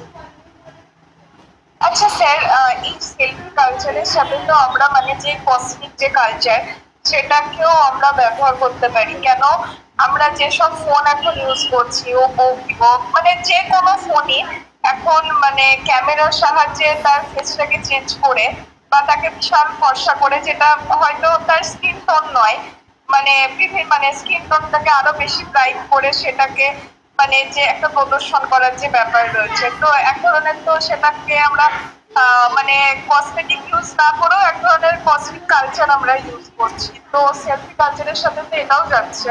ওটাই দেখিয়েছি আমি ওটাকে বলেছি ডিজিটাল, আমি বলেছি এটাকে digital fair and lovely. Digital fair and lovely, you don't need to buy any fair and lovely. And even today fair and lovely has changed its name, and he had changed its name from fair and lovely to fair and glow. এটা আমি বলেছিলাম সেমিনারে, বেশ সেখানে সবাই ওটাকে উপভোগ করছিল শব্দগুলো, এবং বলছিলাম এটা যে পোস্ট কলোনিয়ালে এসে আমরা নতুন বিশেষ কিছু করিনি, বরং বলা যেতে পারে লেনিনের ভাষায় যে old wine in a new bottle. তো old wine in a new bottle, ওয়াইনের স্বাদ একই রকম আছে, বরং আরও স্বাদটা আরও মানে আরও ঘন হয়েছে বলা যেতে পারে। কিন্তু কথাটা হচ্ছে আমরা এই ধরনের একটা কি করছি না, একটা এই ধরনের ডিজিটাল ফেয়ার অ্যান্ড লাভলির মধ্য দিয়ে আমরা এই আইডেন্টিটি ক্রাইসিসে আমরা সবাই এক প্রকার ভুগছি, যেখানে চেষ্টা করা হচ্ছে আমাদের নিজেদের আইডেন্টিটিটাকে সিকিওর করার, সেদিকেই যাচ্ছি বলে মনে হচ্ছে আমাদের। বাট আমাদের এই মিনসগুলো আমাদের হাতে, ইকোনমিক এই মিনসগুলো আমাদের হাতে না থাকার ফলে আমাদের আলটিমেটলি কিন্তু লং রানে দেখা যাচ্ছে যে একটা দেশের দ্বারা এতদিন আমরা শোষিত হচ্ছিলাম, বঞ্চিত হচ্ছিলাম, এখন বিশেষভাবে আমরা আরও অনেকগুলো দেশের দ্বারা শোষিত হচ্ছে, বঞ্চিত হচ্ছে। তো এগুলো বাড়ছে বরং কমছে না। তো পোস্ট কলোনিয়ালাইজেশনের এটা একটা বড় হ্যাংওভার এখন আমরা কাটিয়ে উঠতে, মানে কলোনিয়ালিজমের এটা একটা বড় হ্যাংওভার, যেটা আমরা এখন কাটিয়ে উঠতে পারছি না, এবং এটা দিনে দিনে আরও বৃদ্ধি পাচ্ছে। এগুলো আমি অলরেডি দেখিয়েছি, আর্টিকেলটা পড়লে বুঝতে পারবে যে এগুলো সুন্দর করে সেখানে লেখা আছে, দেখবে কোট করে সেখানে লেখা আছে, স্ট্যাটিস্টিক্স দেওয়া আছে, দেখবে। তো এগুলো তোমাদের কাজে আসবে।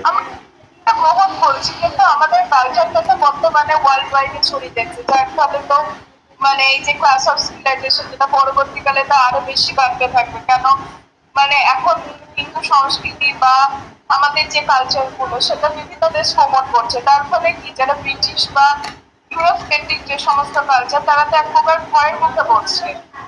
সুতরাং তো দুটো ফ্যাক্টরি কাজ করছে, মানে অ্যাডপ্ট করছি আমরা, আবার আমাদের কালচারটাও ওদের দেশে প্রমোট হচ্ছে।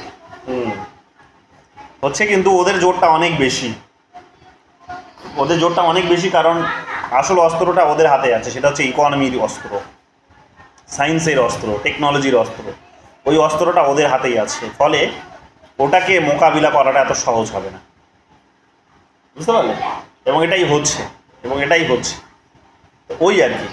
তো এগুলো পাবে তোমরা। আমার একটা জানা রয়েছে যে ইন্টারডিসিপ্লিনারি আর মাল্টিডিসিপ্লিনারি এর মধ্যে পার্থক্য কোনটা? ইন্টারডিসিপ্লিনারি আর মাল্টিডিসিপ্লিনারি, একটা হচ্ছে ইন্টার, একটা হচ্ছে ইন্ট্রা। মাল্টি আর ইন্ট্রা তো পার্থক্য তো কিছু নেই, আমি তো কিছু দেখতে পাচ্ছি না। মানে বলে না যে এটা ইন্টারডিসিপ্লিনারি সাবজেক্ট, এটা মাল্টিডিসিপ্লিনারি সাবজেক্ট, তো এর মধ্যে মাল্টিডিসিপ্লিনারি আর ইন্টারডিসিপ্লিনারি একই আমার মনে হচ্ছে একই, আমার মনে হচ্ছে একই। ইন্টারডিসিপ্লিন মানে হচ্ছে বিভিন্ন ডিসিপ্লিনগুলোর মধ্যে একটা আলোচনা, বিভিন্ন ডিসিপ্লিনগুলোকে নিয়ে। আর মাল্টি ডিসিপ্লিনারি মানে হচ্ছে ওই একই বিষয়ে যে অনেকগুলো ডিসিপ্লিনকে নিয়ে আলোচনা, একই বিষয়কে ডিনোট করছে। ঠিক আছে? Okay sir. আর বলো, আর কারো কিছু জানার থাকে? বোঝা যাচ্ছে? দীপিকা দাস, হ্যাঁ স্যার বোঝা যাচ্ছে। পায়েল, হ্যাঁ স্যার বুঝতে পেরেছি। সোহিনী সোহিনী আছে? দীপিকা নাথ, বুঝতে পেরেছি। আর আর কে আছে? সমৃতা, নাজমুন্নেসা, হ্যাঁ, আর শ্রেয়া? নাজমুন্নেসা 2G ব্যবহার করছে। আচ্ছা, শ্রেয়া, রুদ্র, ঠিক আছে ঠিক আছে। রুদ্র বোঝা যাচ্ছে? শ্রেয়সী, হ্যাঁ স্যার বুঝতে পেরেছি। ওকে। নয়নিকা, হ্যাঁ স্যার। আচ্ছা। ও কঠিন মনে হলো? কঠিন মনে হলো? না না সহজ আছে, ঠিক আছে। আমরা বেসিক আইডিয়াগুলো আগে ক্লিয়ার করে নিই, এরপর তো আমরা থিঙ্কার্সে ঢুকবো। থিঙ্কার্সে আসবে উইল কিমলিকা থেকে শুরু করে অনেকে আসবে, তাদের কনসেপ্টগুলো বারবার পরীক্ষায় জানতে চাই, সেগুলোতে আমরা ঢুকবো, ঠিক আছে। সো আপাতত আজকে এতটুকুই থাকলো। আমরা আগামীকাল বাকি টপিকগুলো, বাকি পার্টটা পড়ে নেবো, ঠিক আছে। আগামীকালই শেষ করে দেবো, আগামীকালই শেষ হয়ে যাবে, ঠিক আছে। তো আজকে এতটুকুই থাক, দেখা হবে আবার আগামীকাল। ওই এটা ভিডিওটা দিয়ে দেবো, যারা শুনতে অসুবিধা হয়েছে, দেখতে অসুবিধা হয়েছে, দেখে নিও পরে আরেকবার, তাহলে কোশ্চেনগুলো কি সলভ করবো আজকে নাকি কালকে করবো? করলে করতে পারো, কিন্তু আজকে তো আর কোয়েশ্চেন্স বা কালকে কোয়েশ্চেন সলভ হবে না, পরশু দিন হলে কোয়েশ্চেন সলভ হবে, তো করে রাখতে পারো। বুঝতে সুবিধা হবে, কোনো টার্মিনোলজি ধরতে অসুবিধা হলে ক্লাসে ওখানে বুঝতে সুবিধা হবে। সময় থাকলে করে ফেলে ভালো, ঠিক আছে। তবে 2 মিনিট অপেক্ষা করে যাও, আমি আগে আরও অ্যাড করে দিই তারপরে, ঠিক আছে। আচ্ছা ঠিক আছে। 9:30 পরেই করো, এখন করো না। আমি কিছু অ্যাড করে দিই, আর অনেকগুলো ঢুকেছে, আরও নতুন অ্যাড হয়েছে, আরও সেগুলো এখানে লিঙ্ক করা হয়নি, লিঙ্ক করে দিই। ওকে, তাহলে আজকে এতটুকুই থাক, চলো, গুড নাইট। ঠিক আছে।